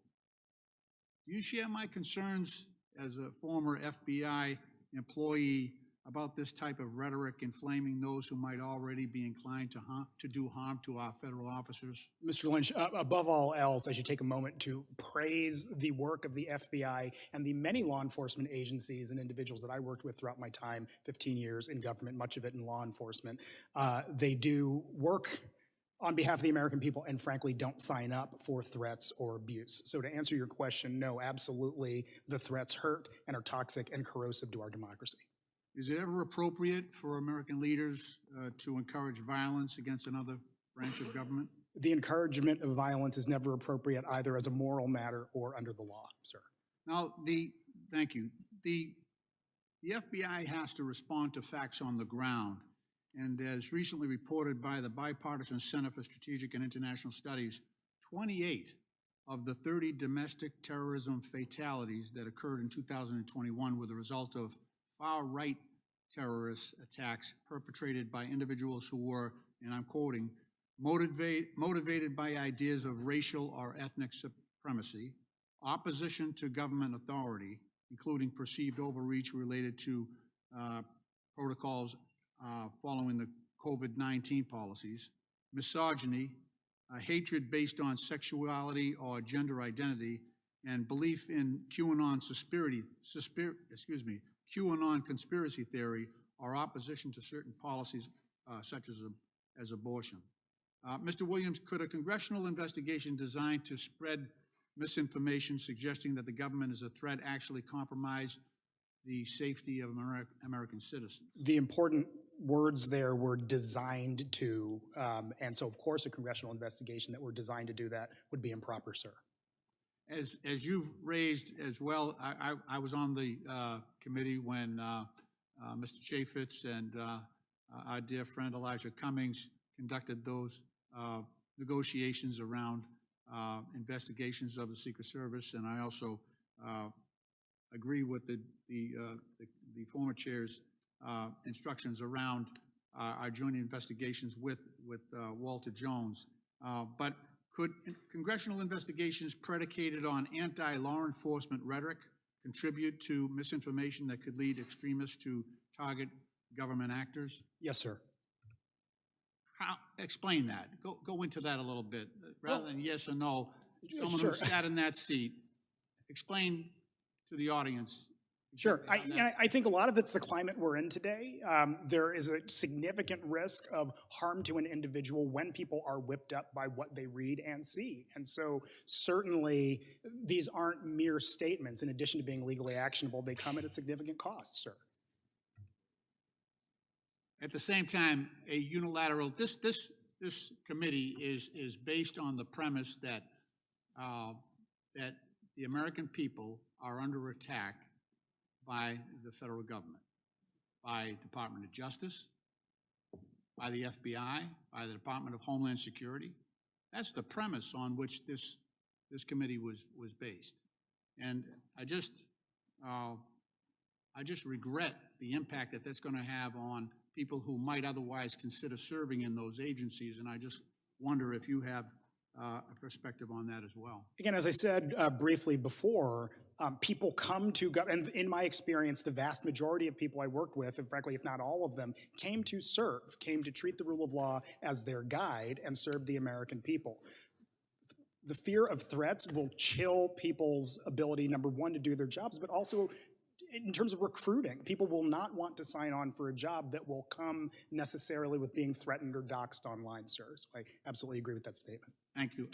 My time has expired. I yield back. Gentleman yields back. The gentleman from Louisiana, Mr. Johnson, is recognized. Thank you, Mr. Chairman. A lot has been said here about the fear of threats, but what we're concerned about in the scope of this committee is the fear of threats to the American citizens. The reason we use the term weaponization is because it is appropriate. We have so many examples of that across so many federal agencies that were designed to serve and protect the American people and have been used in recent years against them, that it will take us probably 2 years to lay that out. But I just want to focus on one that's been mentioned this morning because the timeline is important. The school boards issue. On June 22nd, 2021, Loudoun County parent Scott Smith spoke out at his local school board meeting and he was arrested. On September 29th, citing Mr. Smith's arrest as an example, the National School Boards Association sent a letter to the Biden administration requesting federal law enforcement involvement in local school board disputes. Now, here's what's really important. We learned later that the White House helped the NSBA draft that letter to itself. On October 4th, Attorney General Merrick Garland issued the now infamous memo directing federal law enforcement to mobilize against the parents of school children who protest at their local school board meetings. He turned the FBI, the U.S. Attorney's offices, the full weight of the Federal Department of Justice against the very citizens they were sworn to defend and protect. On October 12th, we learned that the Loudoun County parent Scott Smith's daughter was actually sexually assaulted at her school and that the school board covered it up, and that was the reason why that dad showed up to protest. 9 days later, October 21st, happened to be the day previously scheduled for Attorney General Merrick Garland himself to appear before our House Judiciary Committee. In that hearing, as my colleagues will remember, he was forced to acknowledge before our committee that the NSBA letter was the basis of his memo targeting concerned parents. But he refused to acknowledge the obvious chilling effect that memo, involving the full weight of the federal law enforcement apparatus, would have on parents' protected First Amendment speech. He also, by the way, refused to commit to a mandatory, under federal law, mandatory ethics review of his own family's financial ties to advancing critical race theory in schools and its relation to his school board memo and the obvious appearance of the conflict of interest therein. I encourage all interested citizens to watch the video of that hearing. It was pretty contentious.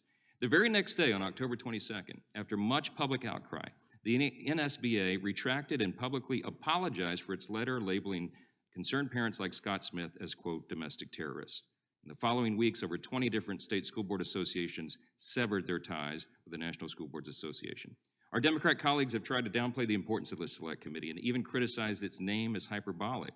But as this example and so many others clearly show, key agencies have indeed been weaponized. We're informed even still today that that memo has not been retracted by the Attorney General. Here's the question, Mr. Baker.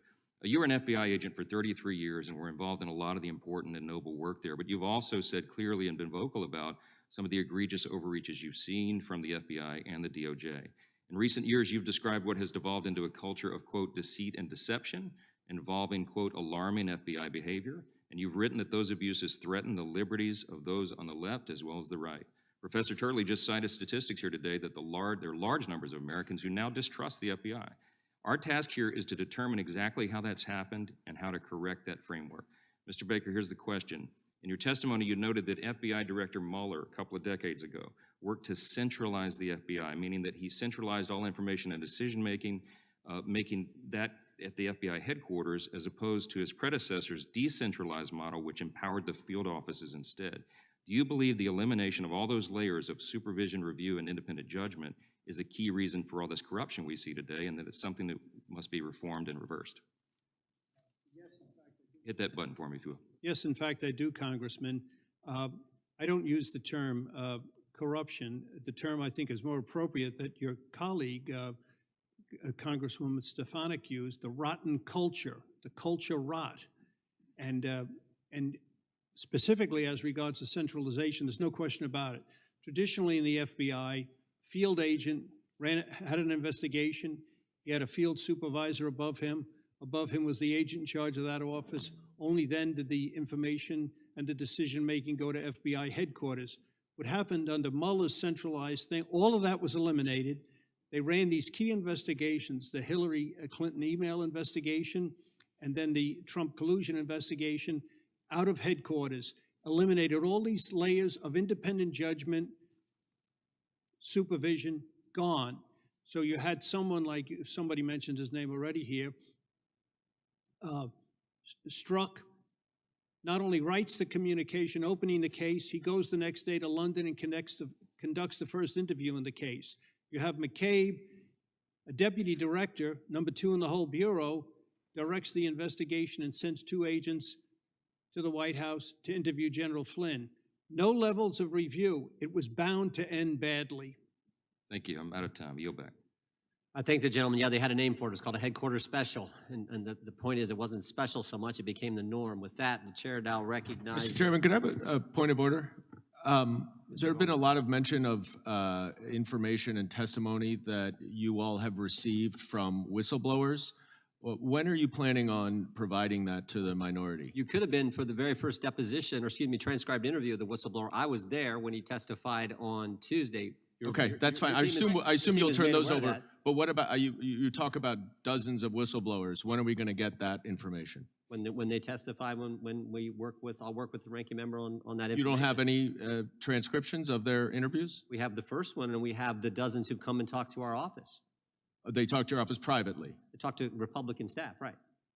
And they're not transcribed, no notes, no nothing? The first one happened Tuesday. No, I'm not talking about the first one. The first one happened Tuesday, the dozens. next one happens tomorrow, the third one happens next Wednesday, and we'll continue to do that. You just said dozens. Do you have notes up from those, or they're just talking to you, your staff? Mr. Chairman, isn't that how whistleblowers typically work? Well, it's how they're supposed to work. It's not how they worked in the impeachment that Mr. Goldman was a part of when Mr. Schiff said he didn't have contact with that whistleblower, but in fact Actually, he did. it worked exactly appropriately until we're doing Mr. it the way Trump you're would supposed not to do it. allow. We're doing it the way we're supposed to do it, Mr. Goldman. No, you're supposed to turn it over to the minority. When they come and testify, you'll have access to the transcript like everyone on the committee will. You mean your staff is not going to turn it over to our staff? We're just in the dark? No, when the transcript is done, you will get the transcript. I mean of the dozens of whistleblowers you have already talked to that came to talk to your staff. Yeah, what do you want me to turn over there? Did you? Their names? Notes? Anyone take notes? I'll be happy to talk with the ranking member on how we handle that information. Thank you. All I'm telling you is we will schedule each for a deposition, and we are doing that. You didn't show up for the first one, but you could have been there. With that, I didn't know about it. The chair now recognizes. The chair now. Cicilline was there. There were Democrat members at the. I think you need to work on your schedule. The chair now recognizes, I think, Ms. Sanchez, the gentlelady from California, is recognized. Thank you, Mr. Chairman. I know from experience how good investigations can really improve public policy.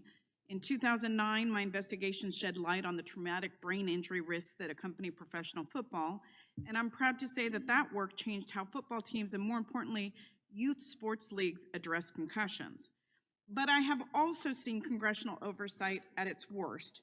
I served on the Select Committee on Benghazi, and I saw how politicized and expensive that investigation was, and I want to note again that the final report found no new evidence of wrongdoing.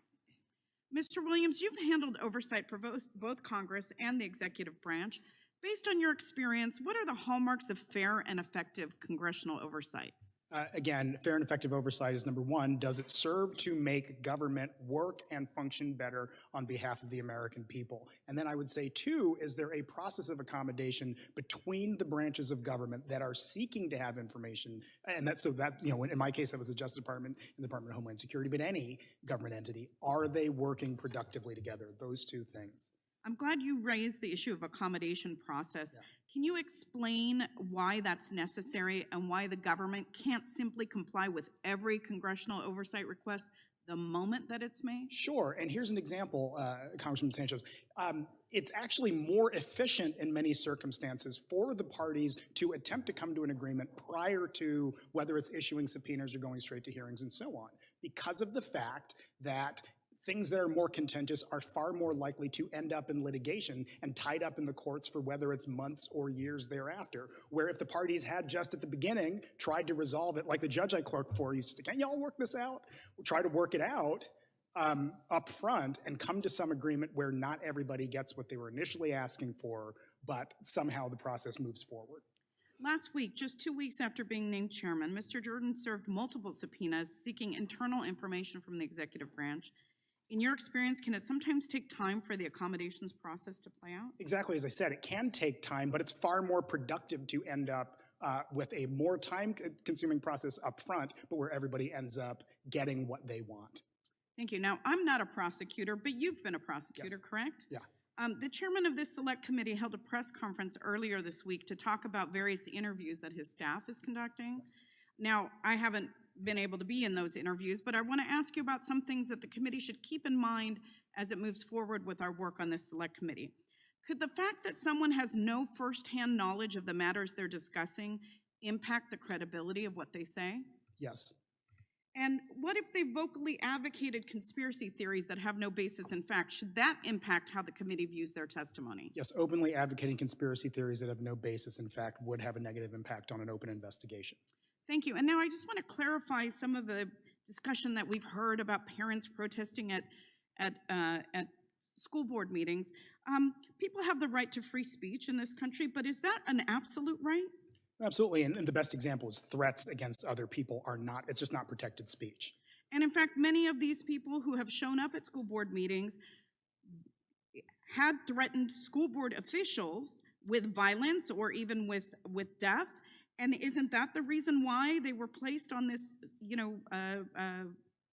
Sure. special sort of monitoring thing to make sure that they were not going to carry out those threats of violence? To be clear, Congressman, I'm not familiar with the particulars of each individual case. I can say, however, and this is based on my experience as a prosecutor, if somebody threatened somebody else or violated the law in another way in a manner that could either, the term is probable cause, if there's probable cause to believe that an offense was committed, then certainly law enforcement can take action. And frankly, if law enforcement oversteps its bounds, there's a process through the civil rights process or any other way of dealing with that and addressing it. So again, we have the right to free speech in this country, but it's not absolute if it includes threats against other people. And it's not just violence that we should be looking out for, but it's also threats of violence that law enforcement should be looking out for. Absolutely, it's the threats of violence because look, to be quite straightforward, threats of violence lead to violence or can. Great, thank you. I appreciate your testimony, and I yield back. Lady yields back. Chair now recognizes the gentleman from Florida, Mr. Gates. Mr. Williams, wouldn't the American people feel like this government wasn't so weaponized against them if there wasn't such a revolving door between Department of Justice senior officials and lobbying? I don't quite follow the premise of your question, sir. It's pretty easy. There's a revolving door between senior officials at the DOJ and the lobbying profession. Do you think that that gives the public more or less trust? There are rules governing what employment, and this is based on my understanding, I've been government for 15 years, governing what post-government employment can be.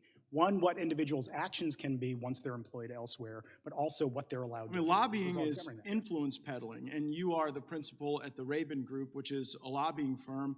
And I would observe the reporting of Project Veritas, where Jordan Tristan Walker, who's a director of research and development, said on a recording, one of the things we're exploring is like, why don't we just manipulate COVID ourselves? Mutate COVID via directed evolution. Pfizer is a revolving door for all government officials. It's pretty good for industry, to be honest. It's bad for everyone else in America. Pfizer is one of the clients of the lobbying firm that you're a principal of, isn't it? I do not represent Pfizer. I do not know, sir. You're a principal of the Rabin Group, right? No, that is correct. Mr. Chairman, I seek unanimous consent to enter into the record the clients of the Rabin Group, which include Pfizer. Without objection. Not just Pfizer, but Google as well.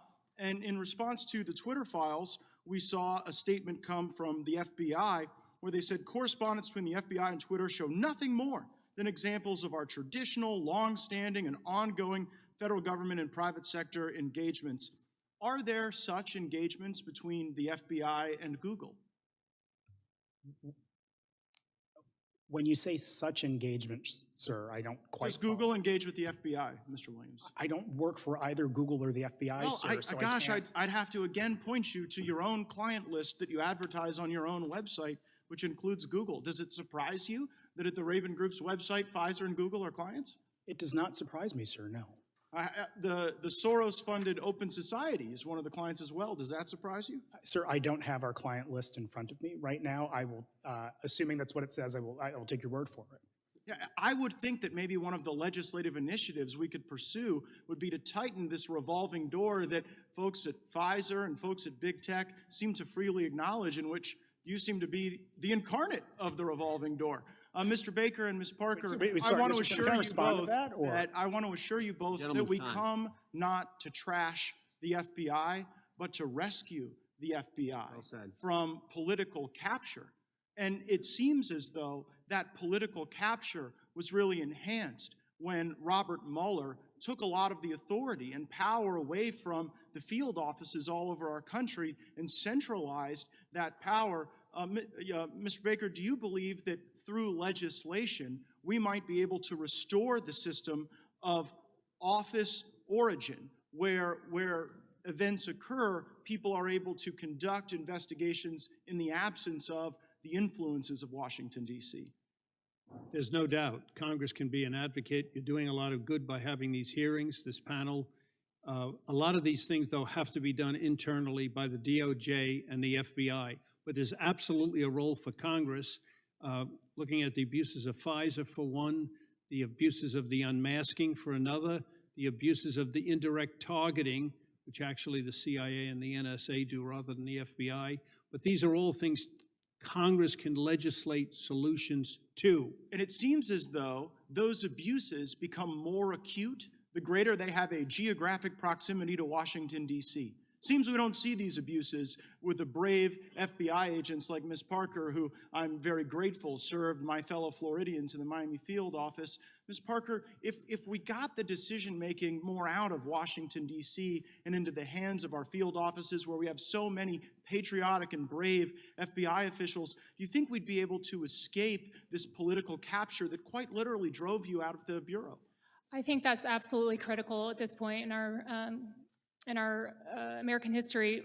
When I mentioned in the opening statement is if there are two FBIs, we in the FBI see it as the field offices, the standard rank and file. We are typically the agents who just came to the FBI to serve the country, protect American citizens, fight crime. We have no interest in politics. We really have no interest in promoting many times. And then FBI 2 is kind of more individuals that are at the headquarters level and sometimes executive roles. It seems as though that politics isn't out in the field offices. It's here in Washington, D.C., and that's precisely what we ought to deconstruct legislatively. I thank the witnesses, and I yield back. Gentleman yields back. The chair now recognizes the gentlelady from the state of Florida, Ms. Wasserman Schultz. Thank you, Mr. Chairman. Mr. Williams, do you want to take about 30 seconds to respond? It won't even take 30 seconds, Congressman. What I would say is, if we're talking today about what's within Congress's powers and duties under Article 1 of the Constitution, one such thing is legislation. If Congress wishes to pass bipartisan legislation, either about the Federal Elections Commission or lobbying requirements, have at it. That is Congress's role, and work together and do it. I would support it, and I'm sure many people in this room would. Alas, our first bipartisan agreement. We're in agreement there, I think. Reclaiming my time. Sorry, I'm sorry. No, that's okay. Not from you. Thank you. First, I want to thank you, Ms. Parker. As a victim of the CISO-SEAC bomb package case, along with my staff, I appreciate your service and the work that you did in the Miami Bureau. Mr. Williams, you worked in oversight for a long time, as you noted, in Congress for the executive branch. You've seen it at its best and worst. And although the Judiciary Committee has issued subpoenas over unfounded accusations just 2 weeks into this Congress, I know I have serious concerns over their rush to judgment, like many other committee actions that are employed by Republicans for purely political reasons. But their move also clearly shows that when Republicans are in charge, they use the levers of power to weaponize government. So can you tell us some examples of congressional oversight that has been abused in that way? Well, what I will say, Congresswoman, is that when congressional oversight is abused, history doesn't treat it well. And none of us today are the judge or the guide, but history will be. And if, for instance, individuals are targeted, history will not be the judge of that if Congress is using its authorities to do so and overstep its bounds beyond the scope of its Article I authority. Thank you. And what can members of Congress learn from past examples of the politicization of oversight? I think past is prologue, and by recognizing that with a large platform as Congress has, it has the tremendous ability to harm people as much as it does to do good. And Congress ought to perhaps have that in mind when thinking about how to make government work better. Thank you. In 2015, a member of Congress who happens to currently hold the gavel now in the House boasted that the Benghazi Select Committee was effective all because it hurt Hillary Clinton politically, saying, quote, "Everybody thought Hillary Clinton was unbeatable, right? But we put together a Benghazi Special Committee, a Select Committee. What are her numbers today?" Unquote. He even bragged in the same statement that because of it, her, quote, "numbers are dropping," unquote. During Hillary Clinton's 2016 campaign, Republicans held 9 investigative hearings focusing on her, including one where they called her to testify for over 11 hours. That was clearly politicized and weaponized oversight. And frankly, this weaponization committee itself epitomizes the weaponization of government. So, Mr. Williams, is it ever appropriate to turn congressional oversight authority into a weapon to harm a political opponent? No. And how can the politicization of congressional oversight harm the credibility of future congressional investigations? That's exactly the point I was going to get to, Congressman. If the public loses its faith in Congress's ability to be a fair arbiter of oversight disputes, then what does Congress have ultimately? So yes, this is about the integrity of Congress, I think. Thank you so much. Mr. Turley, turning to you, have you ever worked for Twitter? No, Do you have any formal relationship with the company? no, I just have an account. Do you have any specific or special or unique knowledge about the inner workings of Twitter? Nothing beyond the Twitter files and what I read in the media. So essentially, your responses to the questions here today were your own opinion and pure conjecture. No, I wouldn't say that. I mean, I try to base them on what we know from the Twitter files. Well, but you said that you don't have any specific or unique knowledge of Twitter, but you spoke as if you did. You were asked very specific questions about Twitter's, the way Twitter functions and the decision-making that they make, but yet you don't have any unique or special knowledge about Twitter and have never worked for them. And so this is only just your opinion, would you say, as a Twitter account user? No, I come to give legal analysis based on facts that are in the public domain, and I was really referring to what I was asked about the Twitter files. Reclaiming my time, legal analysis is another word for opinion. I would think there is some distinction, but yeah, it ultimately is an opinion, but I believe the question to me was based on what the Twitter files show, and that was my reading of the Twitter files. Right. And again, that's another way of describing your opinion being offered, which was represented as unique and special fact, which you don't possess. Thank you. I yield back the balance of my time. Lady yields back. The chair now recognizes the gentleman from California, Mr. Rice. Mr. Chairman, before he goes, may I be recognized for unanimous consent? Oh, I apologize. Yeah, gentleman's recognized for unanimous consent. Thank you, Mr. Chairman. I seek unanimous consent to enter into the record a Republican staff report from the Committee on the Judiciary dated November 4th, 2022, entitled FBI Whistleblowers, What Their Disclosures Indicate, and ask that the committee also provide a copy to Mr. Goldman so that he might be able to review all the staff notes compiled in the report. Without objection, the chair now recognizes the gentleman from California. I thank the chairman. Dr. Turley, let me just go back, or Mr. Turley, let me just go back. How many times have you testified before Congress on behalf of all of us? Dozens and dozens and dozens over my 22 years. I've testified both as a Republican and Democrat witness over 50 times, approaching 60. So, to use a term of art, you're an expert witness when it comes to evaluating the Constitution and a great many laws and their interpretation. That's how I've been called. That's why I've been called to this. And you teach in that role. I do. Okay. And I want to thank you because in my 22 years, I have seen you representing both sides many times and normally treated with the respect that your opinions based on your readings or your scholarly work are generally respected by both sides of the aisle, and I thank you for that. You know, this committee is rightfully being talked about, subcommittee, about as weaponization of government. But I just want to clear up a couple of points. The previous operation known as Operation Choke Point, where government limited people's ability actually to have bank accounts, that would be weaponization by government, a decision by government to affect commerce, correct? Well, it certainly affects commerce, there's no question about that. Okay, and it's outside what one would think the administrative state has a right to do in any sense. Our liberties include that right to have commerce not impinged by, based on our political views, by our government. So, in a sense, the weaponization of DOJ isn't new, is it? It predates this administration and even the previous one. No, that's true. Some of the darkest chapters in our history have come from the Department of Justice losing that independence and objective element that they pride themselves on. And that goes back to the Palmer raids and even before then. And whenever the DOJ and the FBI has lost its way in that sense, it has come at a great cost to the country as well as the department. Well, and speaking of lost their way, back in 2010, 2012, with the IRS's targeting of conservative groups headed by Lois Lerner, that certainly limited the free speech of those organizations when they were denied their ability to hold themselves as not-for-profits, correct? That had serious free speech implications. So when we look at the weaponization of government, we should not limit it to three-letter words over at DOJ, but in fact, we need to look at government broadly and how it might impinge free speech or our rights to simply have our liberties. And to that extent, we've covered a lot of the FBI, and I think that's important. I'm mentioning the IRS, but behind there, I have a concern about the FBI, and Ms. Parker, I've got to go to you.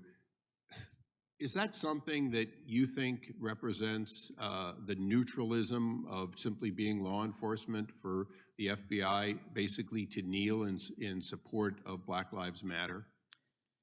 That would not be deemed appropriate. They're wearing their official FBI ballistic vests, and although, like we've mentioned, FBI agents, I have the right to my First Amendment thoughts, but I am not at the liberty to express any of my political or social opinions while on the job. I know that in that instance they were guarding our national institutions and that we heard that they were saying that they were trying to de-escalate the situation, but in those pictures it appears that there are people smiling, clapping. It looked very far from de-escalation to me, but it is not appropriate to make any sort of potentially political or social statement while wearing your FBI ballistic vest on official duty. No, it is not appropriate. In the decades I served in the Army, we were warned about when in uniform being involved in anything that appeared to pick sides, and certainly they picked a side there. I want to just close my questioning because we're going to be doing this probably for 2 years, and ask a question again, Mr. Turley. We have this question of government and what it's doing, but a lot of people are talking about how Twitter's a private company, Facebook's a private company. They're all private companies. Isn't it fair to say that from a standpoint of statutory and constitutional history, our government has clearly looked at entities which convey free speech, newspapers, radio, television, and has limited the concentration of power and the concentration of ownership in order to maintain, although private, an ability for all, or at least most, free speech to find an avenue? Isn't that the history that we're also going to have to look at when it's concentrated in just a few companies? It is, and the fact is that much of our political dialogue now takes a place on social media, which has replaced even telephones as a common form of communication. And that's why it is true that private companies can limit speech.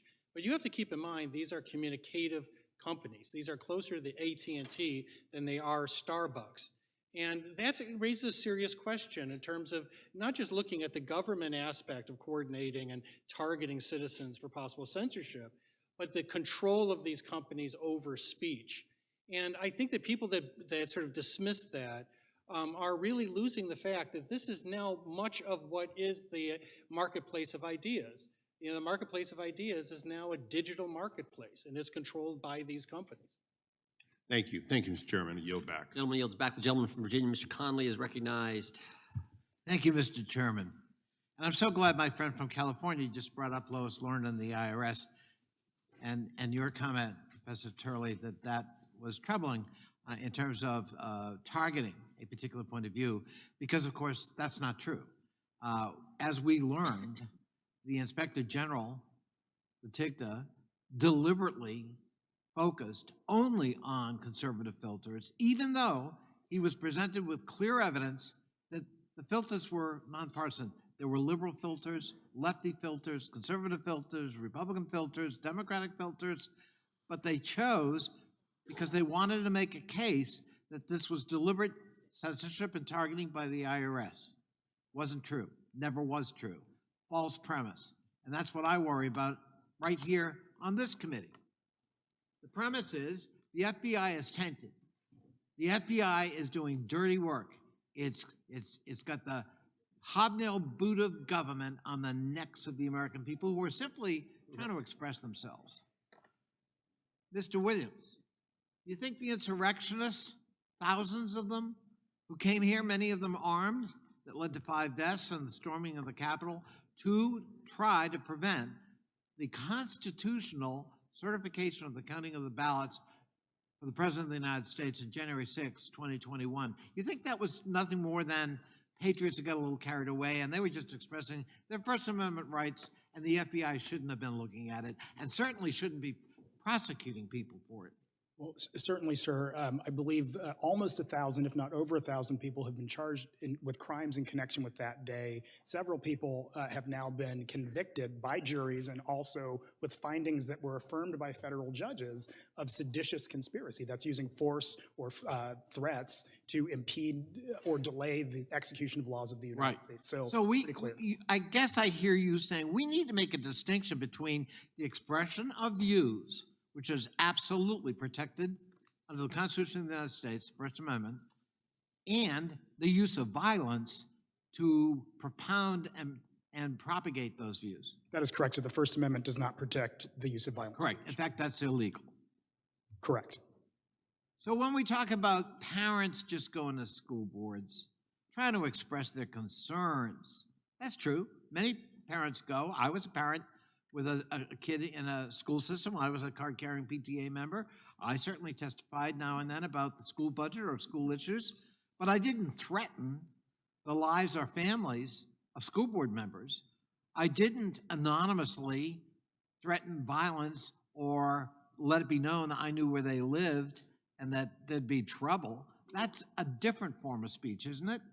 Yes. Would it be wrong for the FBI under some circumstances to be called in to look into that for the protection of elected school board members and, for that matter, active parents? Both the FBI or state and local authorities who also have the ability to investigate violent crime. So do you think the FBI is the enemy of the American people?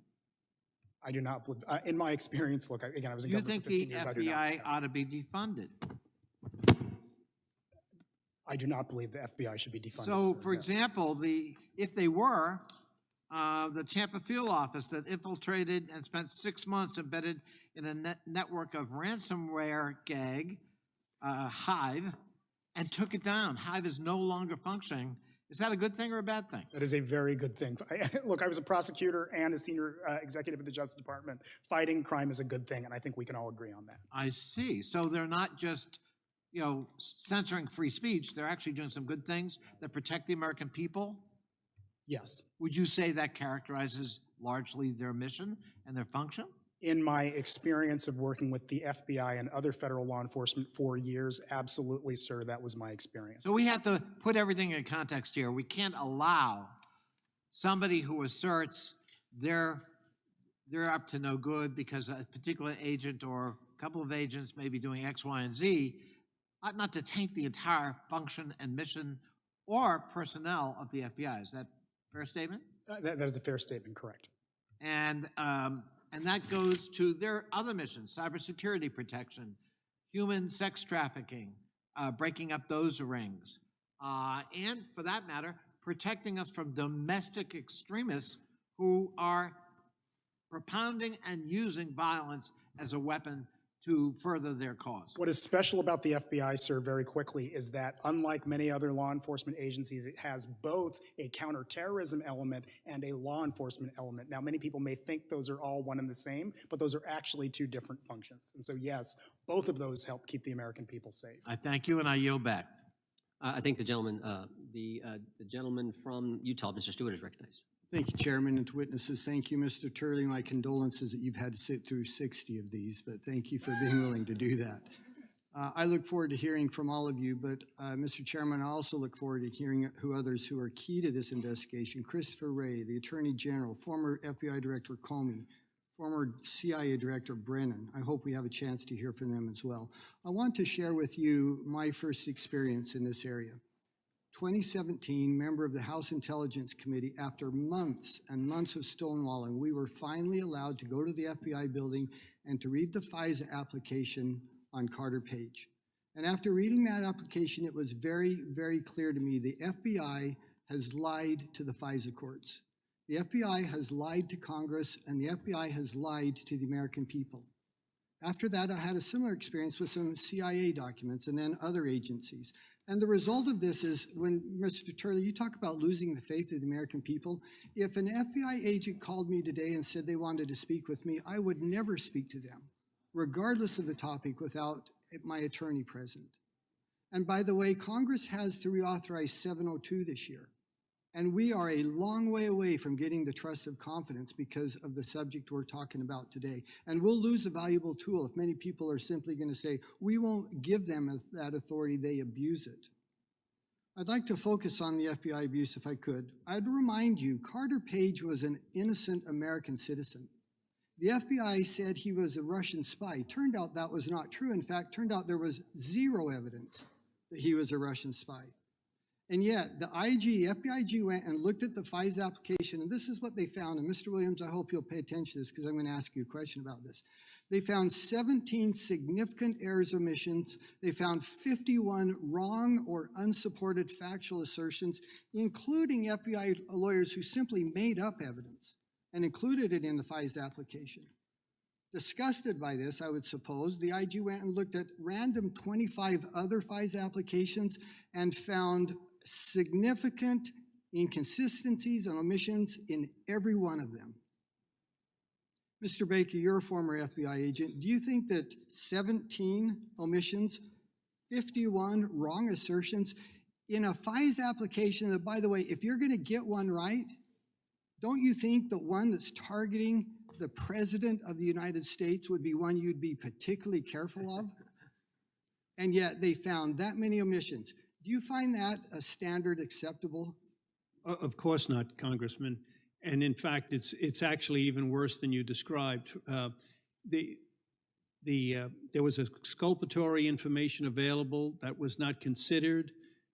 Some of the information that was considered, we now know from the Steele dossier, was false. That's right, and the list goes on. But even beyond that, the fact is that individual American, that U.S. person, Carter Page, should not have been subject to that FISA surveillance because he was an individual who, this is all on the public record now, had cooperated with the CIA and the FBI in previous investigations.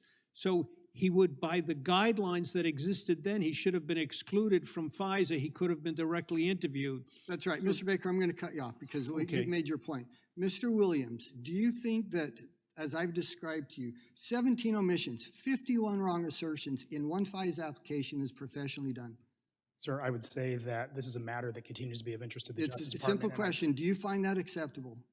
I think it's hilarious that you won't say, no, I don't. What I'm saying, sir, is that this is a matter before the Justice Department and Congress that has been ongoing for years. Okay, so you won't answer the question. What I will say is that it makes sense for you to direct the question to the Justice Department. I'm asking your opinion. I'm not asking you for any insight into their investigation. I'm asking for a simple opinion. Do you find that acceptable? What I will say, as is my never mind. You're opinion- not going to answer the question. I think he's answered. Because of this, the FBI initiated reforms. And you know what they were? Trainings. Here's some trainings for senior FBI officials. Training number 1, don't lie to FISA courts. Training number 2, don't make things up. How about training number 3, don't hide evidence? That's what senior officials in the FBI did. And if I wish I had more time, I'm almost out of time, because I would come to you and ask, first, Mr. Williams, I'd come back one more time and ask you if you find that acceptable or not, but we won't waste time with it. I would ask, how do we restore faith in the FBI? Because we want to trust the FBI. And people say you're going after the FBI. What nonsense. We're trying to protect the FBI. I know FBI agents who are deeply offended by what they see. They want us to hold them accountable, and that's what the committee is going to do. Thank you. I yield back. Thank the gentleman. The chair now recognizes the gentleman from California, Mr. Thank you, Mr. Chairman. It pays to do a lot of listening, and what I've heard is a lot of discussion about this memo. And we ought to really take a look at it. In fact, it's on the FBI website right now. You can pull it up as I talk. And, Mr. Chairman, I'd like to enter that memo into the record. Thank you. So what do we really have here? I've read the memo. I recommend we all do. It starts off in the first paragraph making it perfectly clear that 1, the lawful First Amendment protection activity should never be subject to persecution, or prosecution. That's the free speech piece right there in the very first paragraph of the memo. And 2, the actual issue of concern in this memo is the illegal violence, which has been discussed by several of you as totally illegal, or threats of violence. So let me be very, very clear here. We have myriad examples of extraordinary, serious, violent threats targeting school board officials that should be of concern to everyone in this room and all of my colleagues. Behind me are just 3 of the written examples that were of concern to the FBI. 1, quote, "It's too bad that your mama is an ugly communist," or, "If she doesn't quit or resign before the end of the year, we will kill her. But first, we will kill you." It would seem to me that is a rather clear example of a violent expression of free speech, which is illegal. Also behind me is another written, this is why Hitler threw you, expletive, into the gas chamber. 3rd, we're coming after you, stinking traitors of America. This is what was out there in public school board meetings. I would love to show you the videos of those meetings, but we're not allowed to under the rules, apparently. But if we were to do that, we would have a rather clear and numerous examples of violent threats to school board members, teachers, administrators across this nation.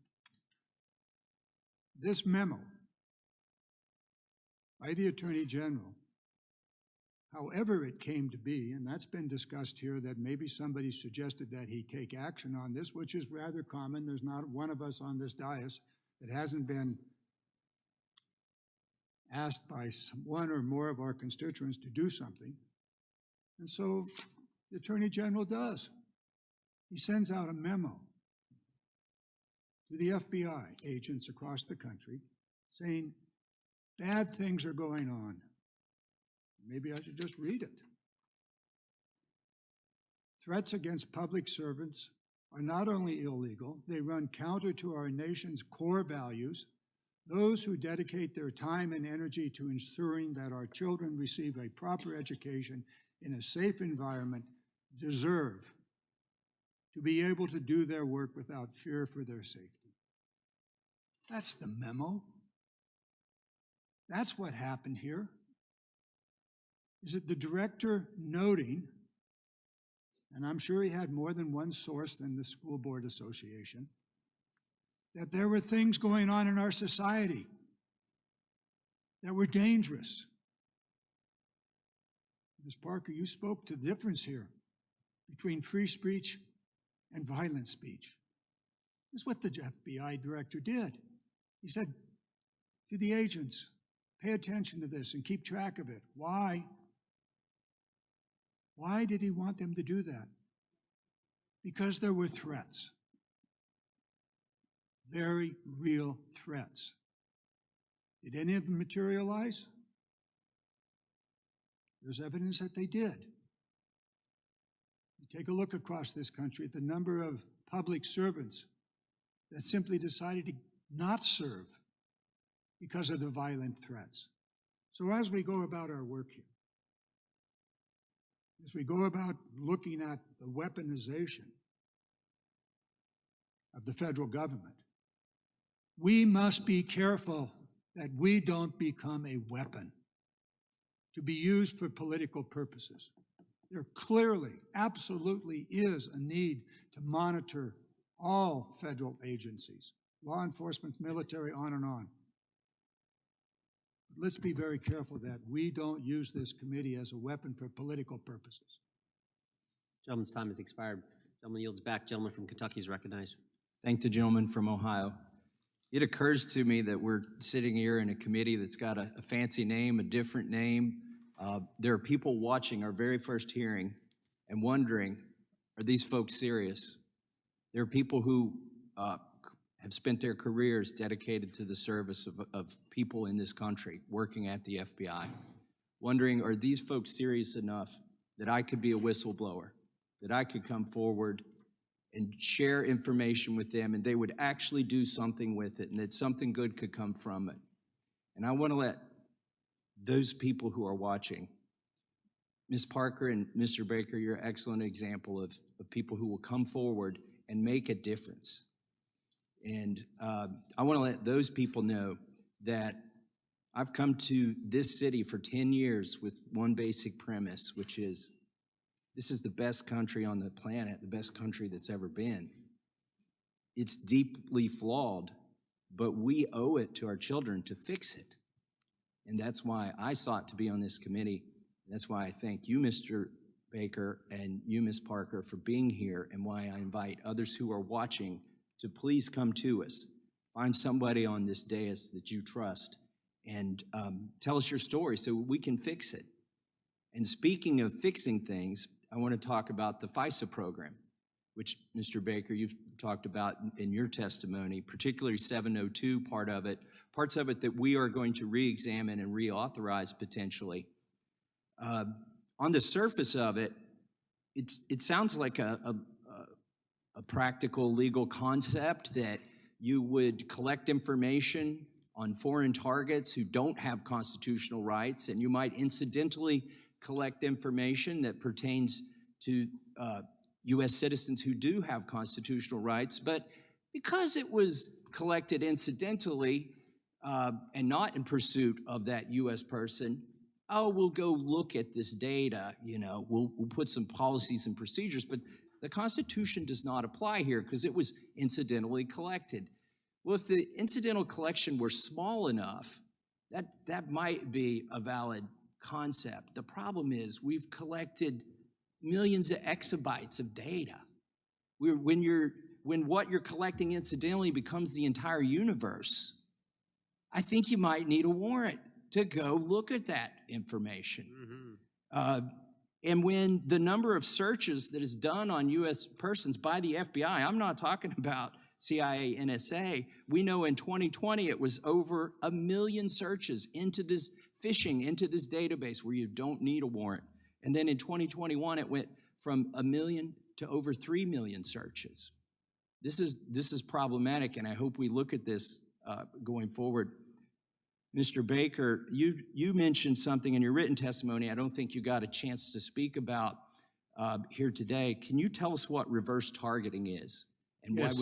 why we might want to be concerned about that? Yes, and it's not well understood, but in a nutshell, here it is. the CIA and the NSA are forbidden to target Americans, as you know. They often, and as you said, the numbers are in vast numbers where they pick up Americans most of the time just by incidental collection, and the Americans are not really doing anything wrong. If they pick up information that an American is breaking the law or is somehow a threat to national security, those other agencies, the CIA and the NSA, are supposed to provide that information to the FBI for appropriate action, and action can't be taken on it. But in reverse targeting, which John Brennan, during the Russian collusion thing, acknowledged they were doing, they would target a foreign person who was close to an American they were really interested in.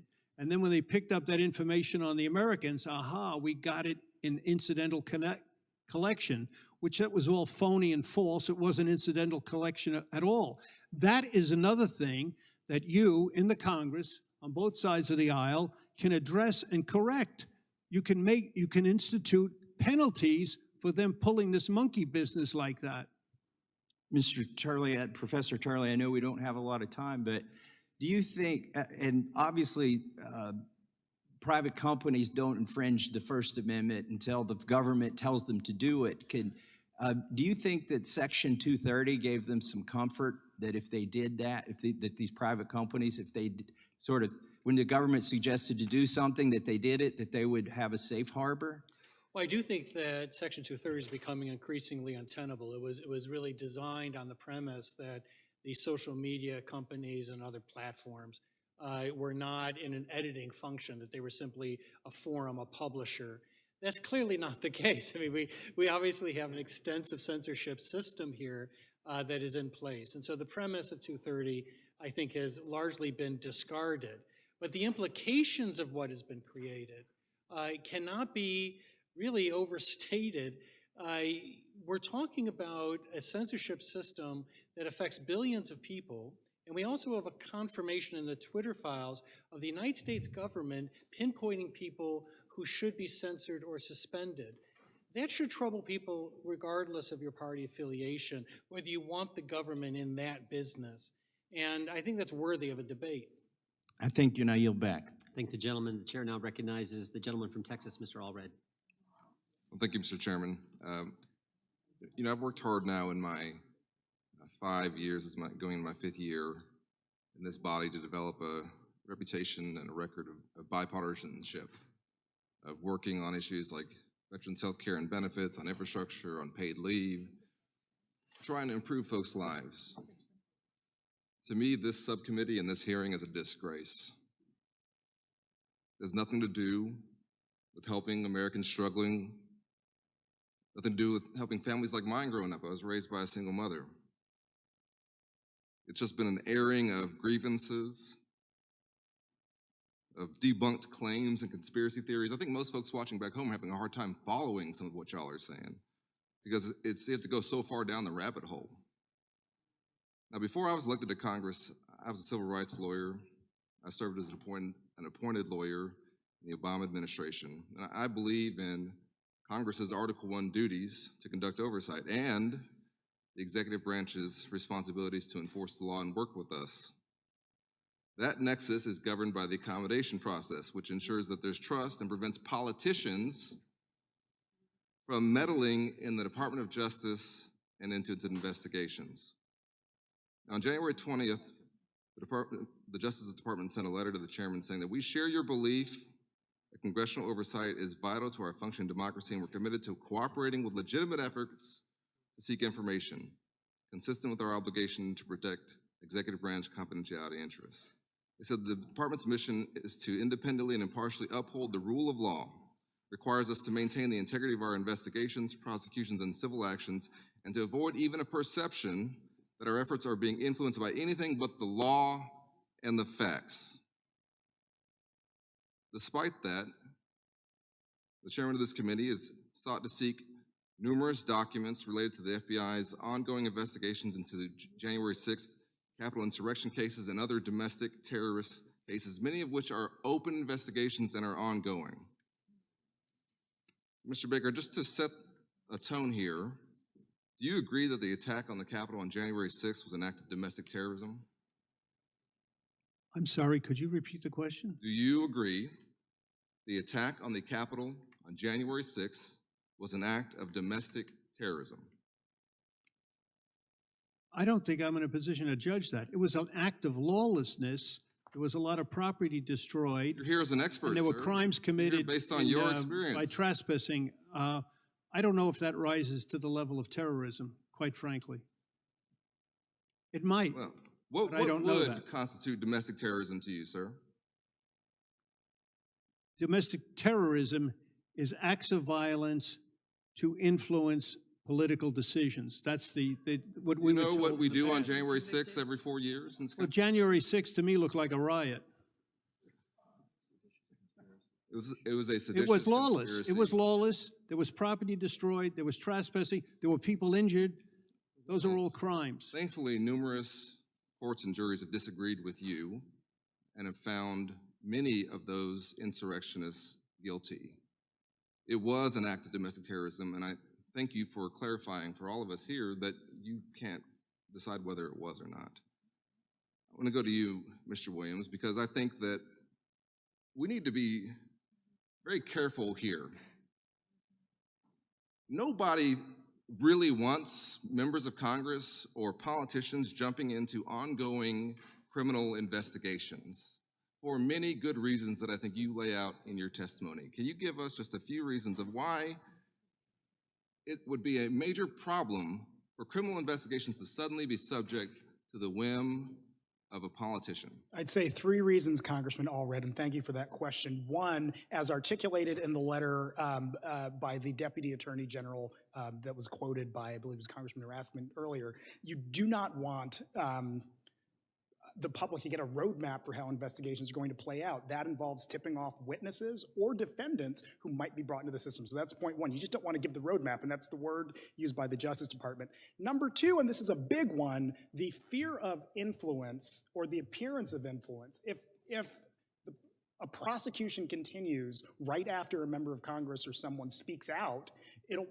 the public is left with the perception that Congress, in effect, had its thumb on the scale of a federal prosecution, and that's problematic. And finally, everyone is entitled to a presumption of innocence. The Justice Department takes very seriously the idea that naming or outing people who are not themselves yet criminal defendants is incredibly problematic, dangerous, in a profound manner. So those 3 Thank you, Mr. Williams. I yield back. I think the gentleman yields back. Chair now recognizes the gentleman from North Carolina, Mr. Bishop. Thank you, Mr. Chairman. Mr. Turley, I saw the effort to discredit you by a member on the other side sort of go down in flames. I don't think much else needs to be said about that. But, you know, I think what is interesting about what you've written and then in your testimony about the Twitter files and your tentative conclusion about what they may indicate is a product, first it bears repeating. I mean, you said there that it, quote, could well constitute the largest censorship program ever run by the government of the United States. And I think what attracts you is there is a body of evidence. It is not accusations, it is evidence that we would not have but for the voluntary, it may be extraordinarily unlikely, voluntary act of a very wealthy American who had the will and interest to purchase that company and then disclose what its files hold. Here's what's notable. We didn't get any information about what the FBI and the CIA and the ODNI and GEC and all these other agencies are engaged in from those agencies. The American people wouldn't know but for Elon Musk's disclosures and the independent journalists who then used them. You've talked a little bit in response to earlier questions about how there might be enough evidence there, or in other evidence we might be able to get of like kind, to suggest an agency relationship between the United States government agencies, the FBI, and these social media platforms that would cross a First Amendment line and violate the rights of Americans whose content was flagged for taken down. And that may well be, but it seems to me there's another angle to this.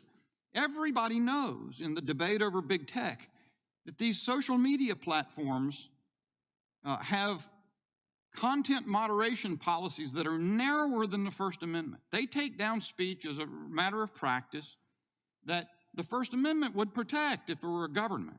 In fact, a lot of people say, well, they can do that, they're private businesses. Question that gets at me is this: how could the FBI, which is sworn to protect the Constitution, ever justify using intense application of its resources, agents, etc., to urge social media platforms to use those standards to take down speech that the Constitution protects?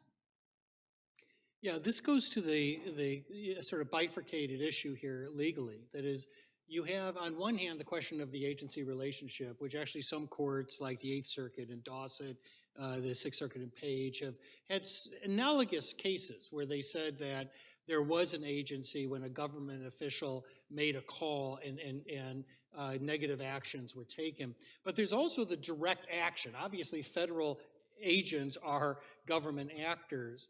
And in these cases, you have the agency identifying American citizens and others for their viewpoints and saying, we think these people should be suspended or removed.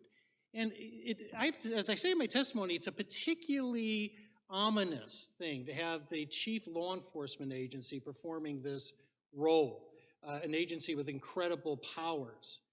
But this wasn't the normal situation of a public affairs office where someone says, look, the FBI did this, and the public affairs office says, you know what, that was a state raid. We weren't even in that issue. Right. They did it in private.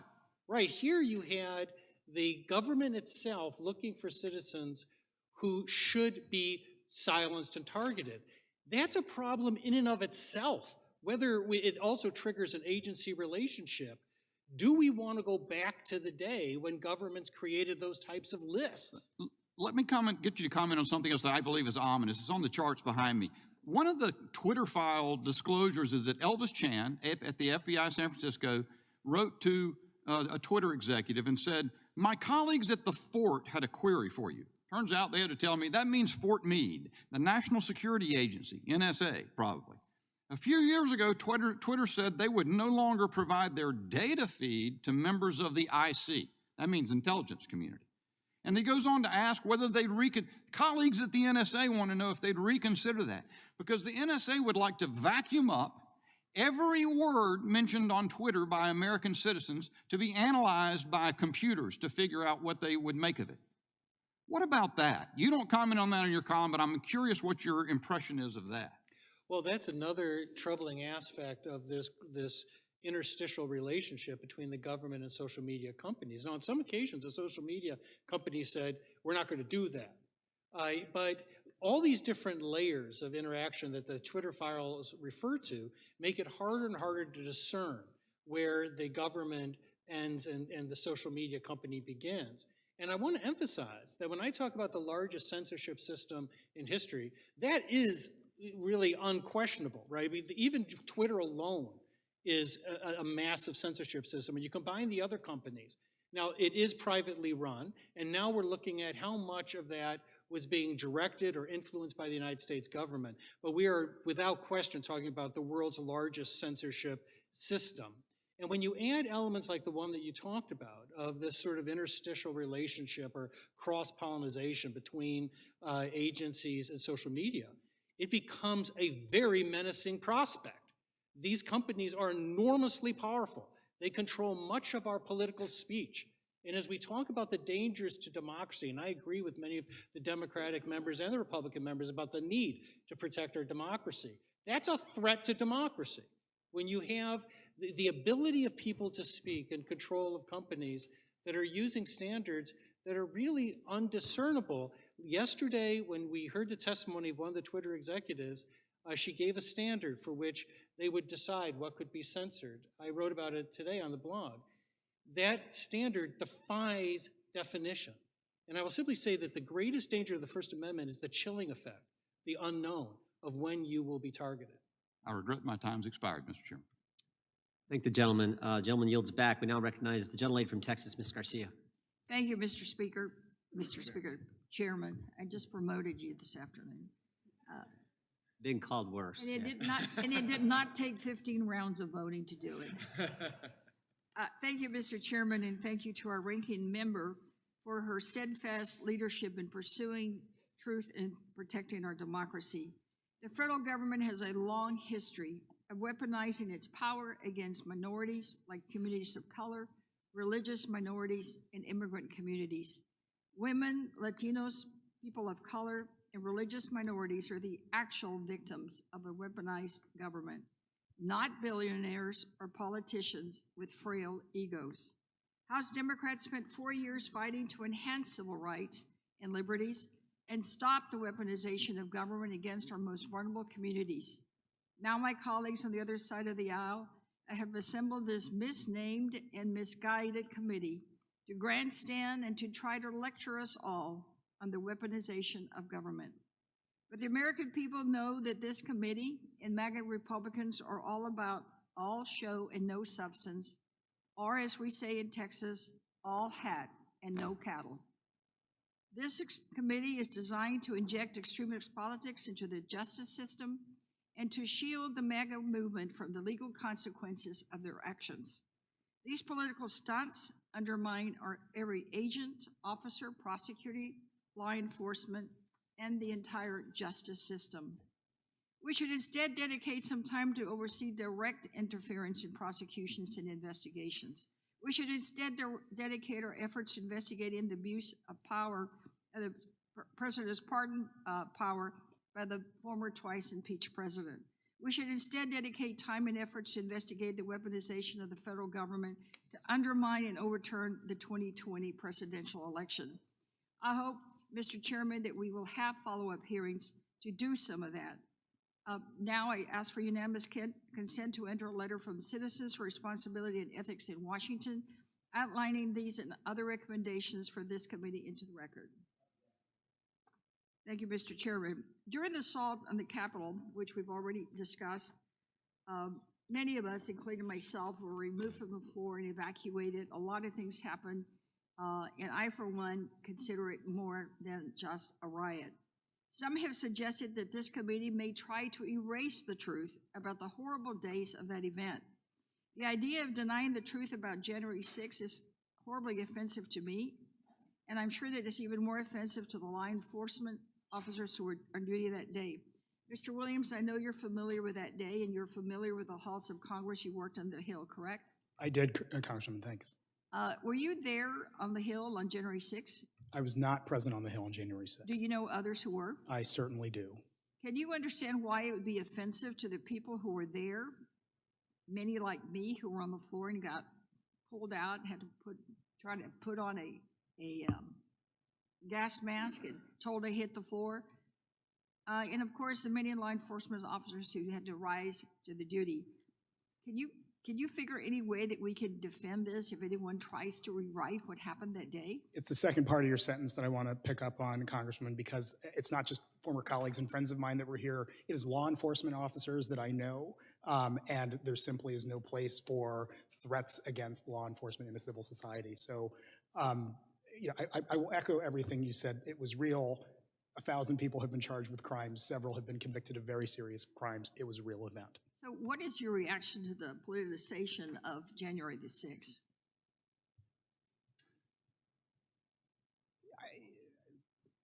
I think, as a general matter, Congress works at its best when working in a bipartisan manner, and I think that becomes even more acute when talking about violent crime or threats or terrorism, as the word was used here, or even acts of insurrection. Right, so you do agree that it is domestic terrorism? My former federal prosecutor friend at the end, we'd share this. There's no domestic federal terrorism statute. I want to be careful in how I talk about that. Now, certainly, there are acts that comprise what would constitute terrorism, violent crimes, and so on, that might fit under that definition. But another thing for Congress to consider, if it wishes to, is to pass a domestic terrorism statute. All right, are any of the investigations contemplated by this subcommittee comparable to the scale to the investigation of the attack of the Capitol? I'm sorry, I didn't quite catch the question, Congressman. Are any of the investigations contemplated by this subcommittee comparable in scale to the investigation into the attack of the Capitol? I'm not certain as to what the committee's full mandate is, but to be clear, what happened on the day of the Capitol was a historic event that ought never happen again, and perhaps it's in Congress's interest to work toward that. All right, thank you, Mr. Chairman. I yield back. Lady yields back. Chair now recognizes the gentlelady from Florida, Ms. Kamick. Thank you, Mr. Chairman, and I can actually answer that question. This committee is different in the sense that we allowed our minority party to appoint their representatives to the panel. So we'll start there. Examining the ways that the federal government abuses its power when dealing with everyday citizens it sees as threatening is some of the most powerful and consequential work that a member of Congress can do. During this federal government's very first Congress, the representatives in the House began granting authorities to federal agencies. These members were well experienced in the growth and abuses of a tyrannical government. The inherent quality of all governments is to collect more power and authority. But there is an inverse relationship to the power of government and the freedom of the individual. That is why James Madison, along with other like-minded members of the House, as well as President Washington, encouraged the passage of a Bill of Rights, defined, enumerated rights that citizens of our new nation could point to when governments begin to trifle with their lives, their businesses, or their faith. They passed the Bill of Rights in the first session of the first Congress, arguably the most important action ever done by this body for the American people. Their actions were revolutionary. No government on earth has a founding document that has aged as well as ours. It is the oldest and least amended constitution in the world. And what we are charged to do on this committee is defend it against all enemies, foreign and domestic, to ensure that our citizens' life, liberty, and property are protected from the warrantless abuses of federal bureaus and their agents. Today, we are answering the call to investigate and ultimately stop the litany of dangerous and unconstitutional actions. Truthfully, the list is exhausting, and I'm sure that there is far more that we can address here today, or even in the 2 years that we have. So while Washington, Madison, and Jefferson are no longer here to help guide us in this body, their spirit lives on. It is absolutely crucial that we today take up this mantle. It is the work that will be done by this committee, not as Republicans, not as Democrats, but as Americans, that is important and will live on. Mr. Williams, you just told this committee to be cute, quote, "You get more flies with honey than vinegar." On your Twitter feed, you called the January 6th Select Committee to publicly hammer and shame former Deputy Attorney General Jeff Clark on everything that he attempts to plead the Fifth about. Is that your version of honey or vinegar? That's my version of stating when an individual has provided. No, just honey or vinegar. I don't think it's a binary. Okay. If you look at the all right. context of you all of my tweets. You also just told Representative Sanchez a few minutes ago that one of the hallmarks of good oversight is bipartisan, and it's designed to, quote, improve government process, end quote. You went on to say that threats are not protected speech. You yourself were extraordinarily critical of Justice Brett Kavanaugh, going so far as to say publicly on your Twitter feed, and you were not shadow banned, however, but when you said this, that the FBI dropped the ball when vetting him. When there was an assassination attempt on his life, you were unusually quiet. Up to that point, you had tweeted about him 17 times. I hope you, along with our Democratic colleagues, would agree that violence in political discourse is unacceptable, and I would encourage you to do better. That's the statement, not a question. Moving on. Professor Turley, the Constitution was written to limit the power of the federal government and to protect the rights of citizens, yes or no? Yes. You've written extensively about the abuses of the federal government. Would you say that these abuses occur within a variety of different agencies, yes or no? Yes. Are there not massive national security implications as a result of the extensive amount of warrantless data collection by the federal government agencies, coupled with the disastrous track record that they have of leaks and breaches, that Americans are not only being targeted domestically by the agencies, but also by bad actors and foreign actors? Well, there are massive constitutional concerns there with the collection of data. There's no question about that. But with all the breaches and leaks, yes, there is a national security implication, is there not? There can be. Thank you. It is publicly documented the reference of use of force capabilities within a litany of different agencies, including the Department of Education, the IRS, HHS, even the EPA. Can you detail why the capability, coupled with extensive warrantless data collection efforts of these agencies, should concern everyday Americans, and why agencies like the Department of Education and the EPA are purchasing millions of dollars worth of ammunition and tactical ballistic gear? Well, I testified earlier on the use of national security letters and other means to get information below the warrant level. And that covers a huge amount of information that the government has gathered. And I thought there was actually fairly bipartisan support on that Democratic and Republican members were equally concerned about the circumvention of warrants in that sense. I think it's a very serious problem. And to the credit of social media companies, they actually have pushed back on this. I mean, one of the things in the Twitter files that I noted was that some of that dealt with these types of efforts to get access to social media companies. But most of the time, these companies are really hamstrung. When they get these letters, and there's a lot of them, to turn over this information, and citizens are unaware of that. And a lot of what we have that we could hold most dearly in terms of private information is now on our cell phones, it's now on the cloud. And the government has really targeted the cloud. I mean, they're going after the cloud with non-warrants. And in the previous hearing, I was really gladdened because Democrats and Republicans joined together and said, this is a problem. And I think it still is a problem. I appreciate it. My time has expired. I yield. Gentlelady yields back. The gentleman from New York is recognized. Thank you, Mr. Chairman. This is a committee menacingly called the Weaponization of the Federal Government. Mr. Turley, have you ever worked for the federal government? Yes. What did you do? I did a couple of years off and on with the NSA as a lowly intern. I also worked in the legislative branch in various capacities. I represented Congress in court. But that's not working for the federal government. You were an intern. Well, okay. No, I wasn't an intern. I was representing them. I understand. You were an intern at NSA. That's the extent of your federal government experience. No, right? I think Congress is part of the federal government. And you represented Congress. You didn't work for Congress. Well, they paid me. That's my standard. Okay. But also, I also worked for. All right, I'm going to reclaim my time. Let's move on because I have a lot to cover. You've commented a lot on the First Amendment today. Do you think that Special Counsel Mueller's indictment of members of Russian intelligence for interfering with the 2016 election through social media was improperly charged? Well, it depends. I have to look at which case you're talking about, but I supported Mueller's appointment as special counsel. I'm talking about the indictment. Yeah, I wouldn't say, I don't remember being upset with those indictments. Okay. What they did and what they alleged is that Russia interfered in our election through using speech via social media. Right. Now, do you think that the First Amendment protects people from making death threats against federal officials across state lines? No. If it's a Does the First Amendment protect someone from yelling fire in a movie theater? Well, unfortunately, that one is not yes or no, because that's become a mantra for people. It's the Holmes Schenck line. Holmes himself walked back on that. All right. Holmes and we don't need a law class here. But, but you do agree, though, don't you, that the First Amendment does not protect all speech? No, there are limits to speech. All constitutional rights have limits. Right. Mr. Baker, I want to turn to you. When did you retire from the FBI?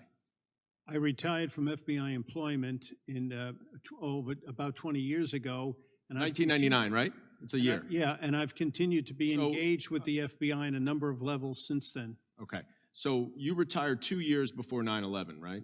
That's correct. All right. And are you aware that one of the reasons that 9/11 occurred was that the FBI and the intelligence community did not coordinate sufficiently? Would you agree with that?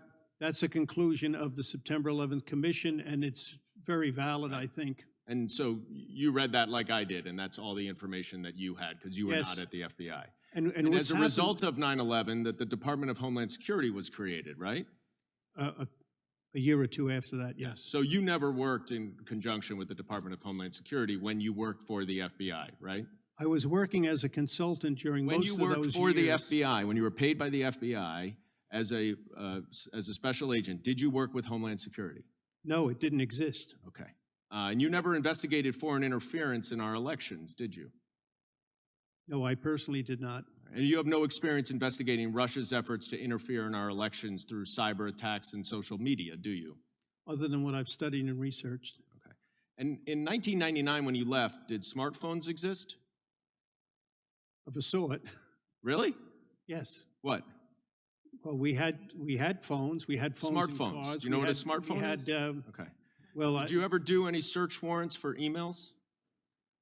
search warrants for Emails. No, I did not. I've Did you done ever investigate domestic extremism?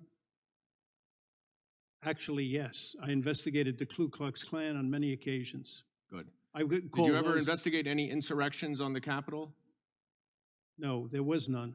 Okay. And I appreciate that your service, sir, but you would agree that a lot has changed in the FBI in the 23 years since you left, correct? Good and bad, and I have stayed engaged on a number of levels. One last question, sir, for you. I read that your opening statement is actually an excerpt from your book. Is that right? Well, it covers some of the same territory, yes. All right. Well, next time, make sure you give us a heads up and we can set up a table for you to have a book signing after this.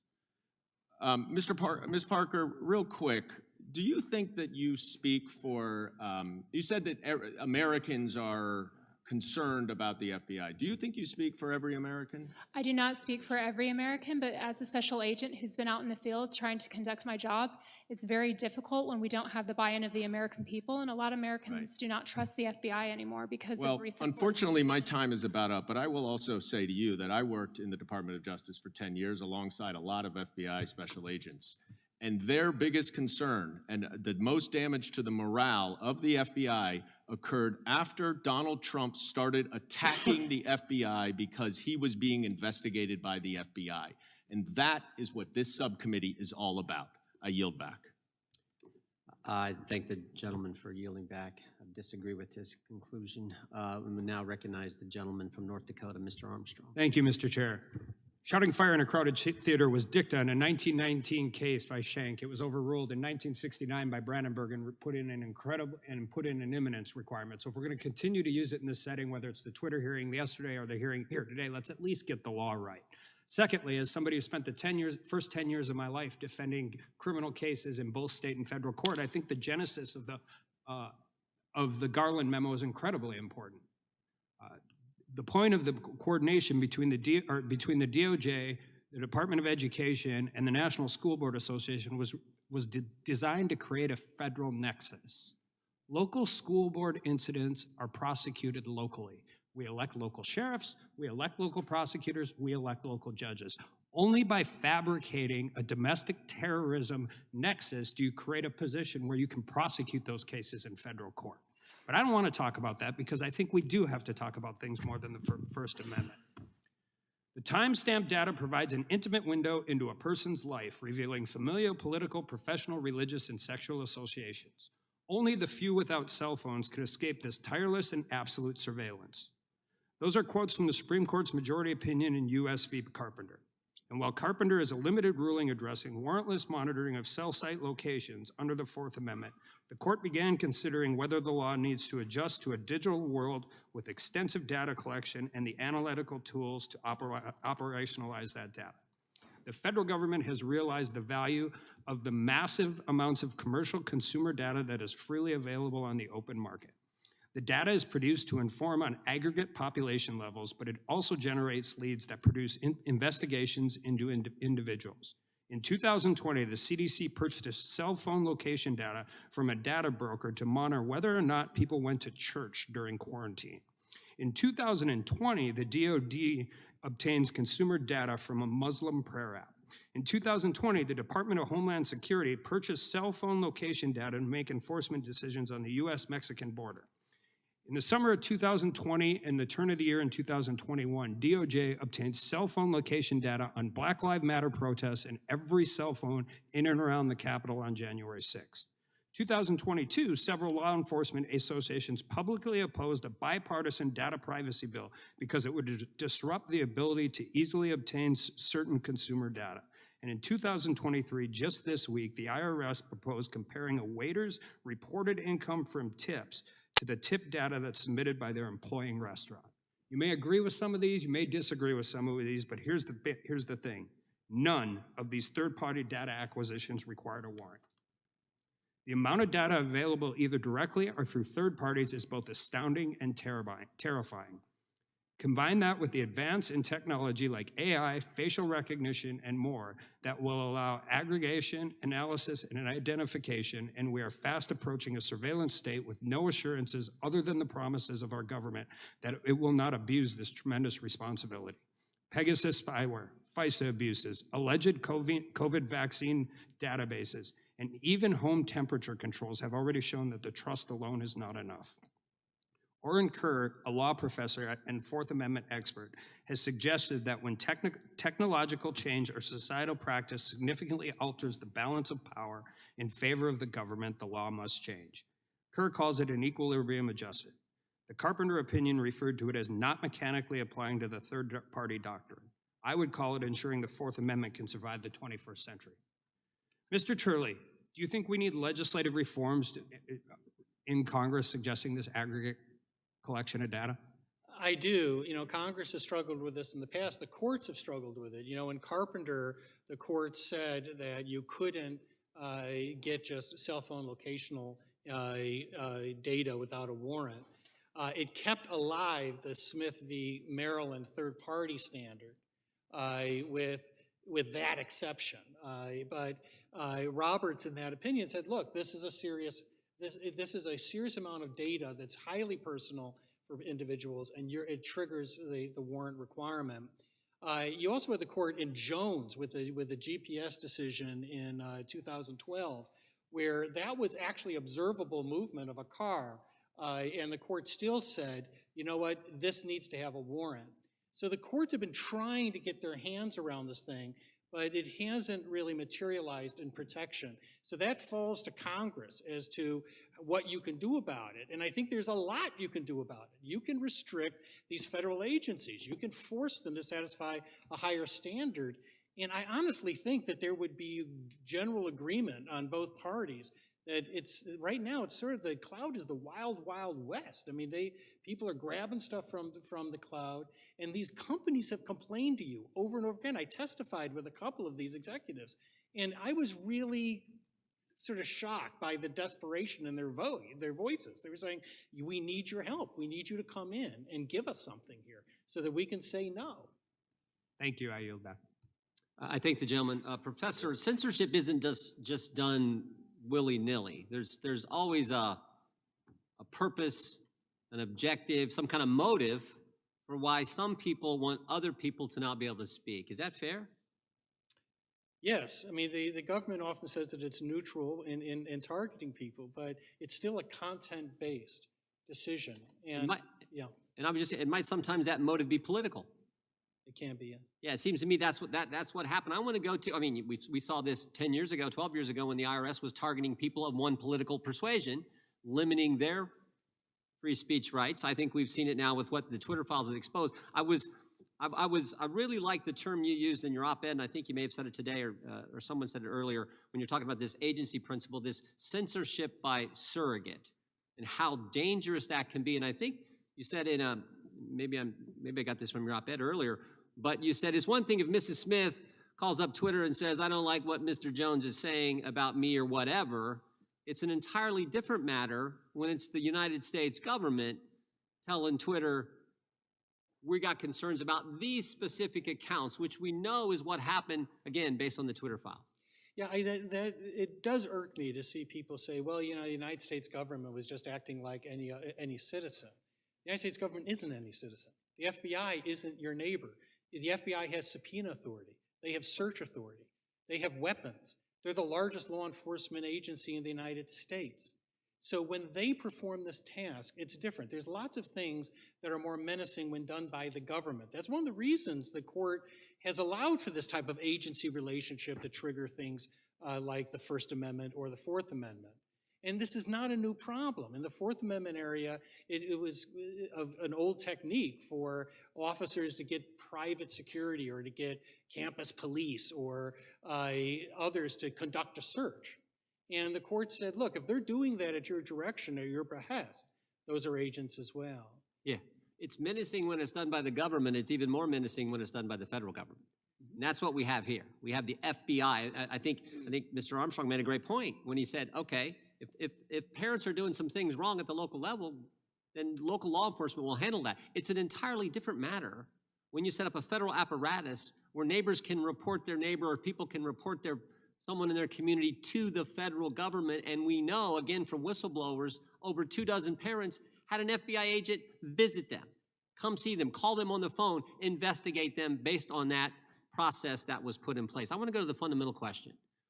Why is the government, in the case of the Twitter files, why is the FBI sending a list of accounts and names to Twitter, telling Twitter, we think these accounts violate your terms of service? That's sort of the fundamental question. Why in the world are they doing that?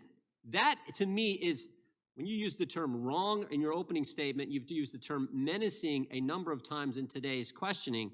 That, to me, is as scary as it kind of gets. Well, it is interesting in the Twitter files, that was the same question that a Twitter executive said. At one point he said, what gives? I mean, basically the FBI is telling us that our terms of service are violated by all of these people. What's their role? Essentially, what is our role? And it was an honest moment. And that same question, I think, is reflected where even Jim Baker yesterday has said, I think we might need legislation, that I think that there is a need, given what has happened, to limit the FBI and other agencies. So whenever someone on Twitter who worked for the FBI says that, would you describe that as would you use the term targeting? Would you use the term weaponization of that process we just talked about? Well, there's no question that they're targeting posters. They're sending the names and accounts for Twitter to take action on. And by the way, this idea that, well, Twitter could say no, that's not the standard under these tests. I gave you the 4 tests that the courts use. You can say no and still be an agent overall in that relationship. Yeah, and as you point out in your testimony, your written testimony, this targeting is not just limited to what we've learned in the Twitter files, not just this direct attack on the First Amendment. We've seen it we saw it with the dossier. We've seen it with the treatment of classified documents. You referenced that, the different standards. You referenced that in your statement. And of course, we have seen it with the school board situation. I got just 20 seconds. I'll maybe pose a quick question to Mr. Williams. Mr. Williams, the opening statement, there's been a lot of talk about the memorandum from Attorney General Garland on October 21st, 2021. The opening statement, he says, the very first sentence, in recent months, there has been a disturbing spike in harassment, intimidation, threats of violence against school administrators. And when he testified on October 21st, 2021, we asked him, what was the basis, what was the evidence for that statement? Do you remember what the Attorney General said? Sir, I don't. I don't work for the Justice Department anymore. Didn't advise him on it. Well, I'll remind you. He said it was the letter from the National School Boards Association. Now, do you happen to know what the National School Boards Association did with their letter, what they said about their letter after the Attorney General testified? Sir, I do not. They rescinded it. They said, we regret and apologize for the letter. So the basis for the targeting action involving the federal government and local school board matters, local law enforcement matters, the basis was the letter. That's what the Attorney General cited, and that letter has been pulled back, and the association who sent that letter said, we apologize and regret that we sent it. Seems to me the Attorney General should rescind his memorandum, which we've called for now for a year and a half. I want to thank our witnesses for being here. I know it was a long day, and I appreciate you staying the whole time. I was tempted to give you, I was looking to give you a restroom break, but I thought we could get through it, so I appreciate your patience and your great testimony. With that, the first subcommittee hearing is adjourned. Thank you.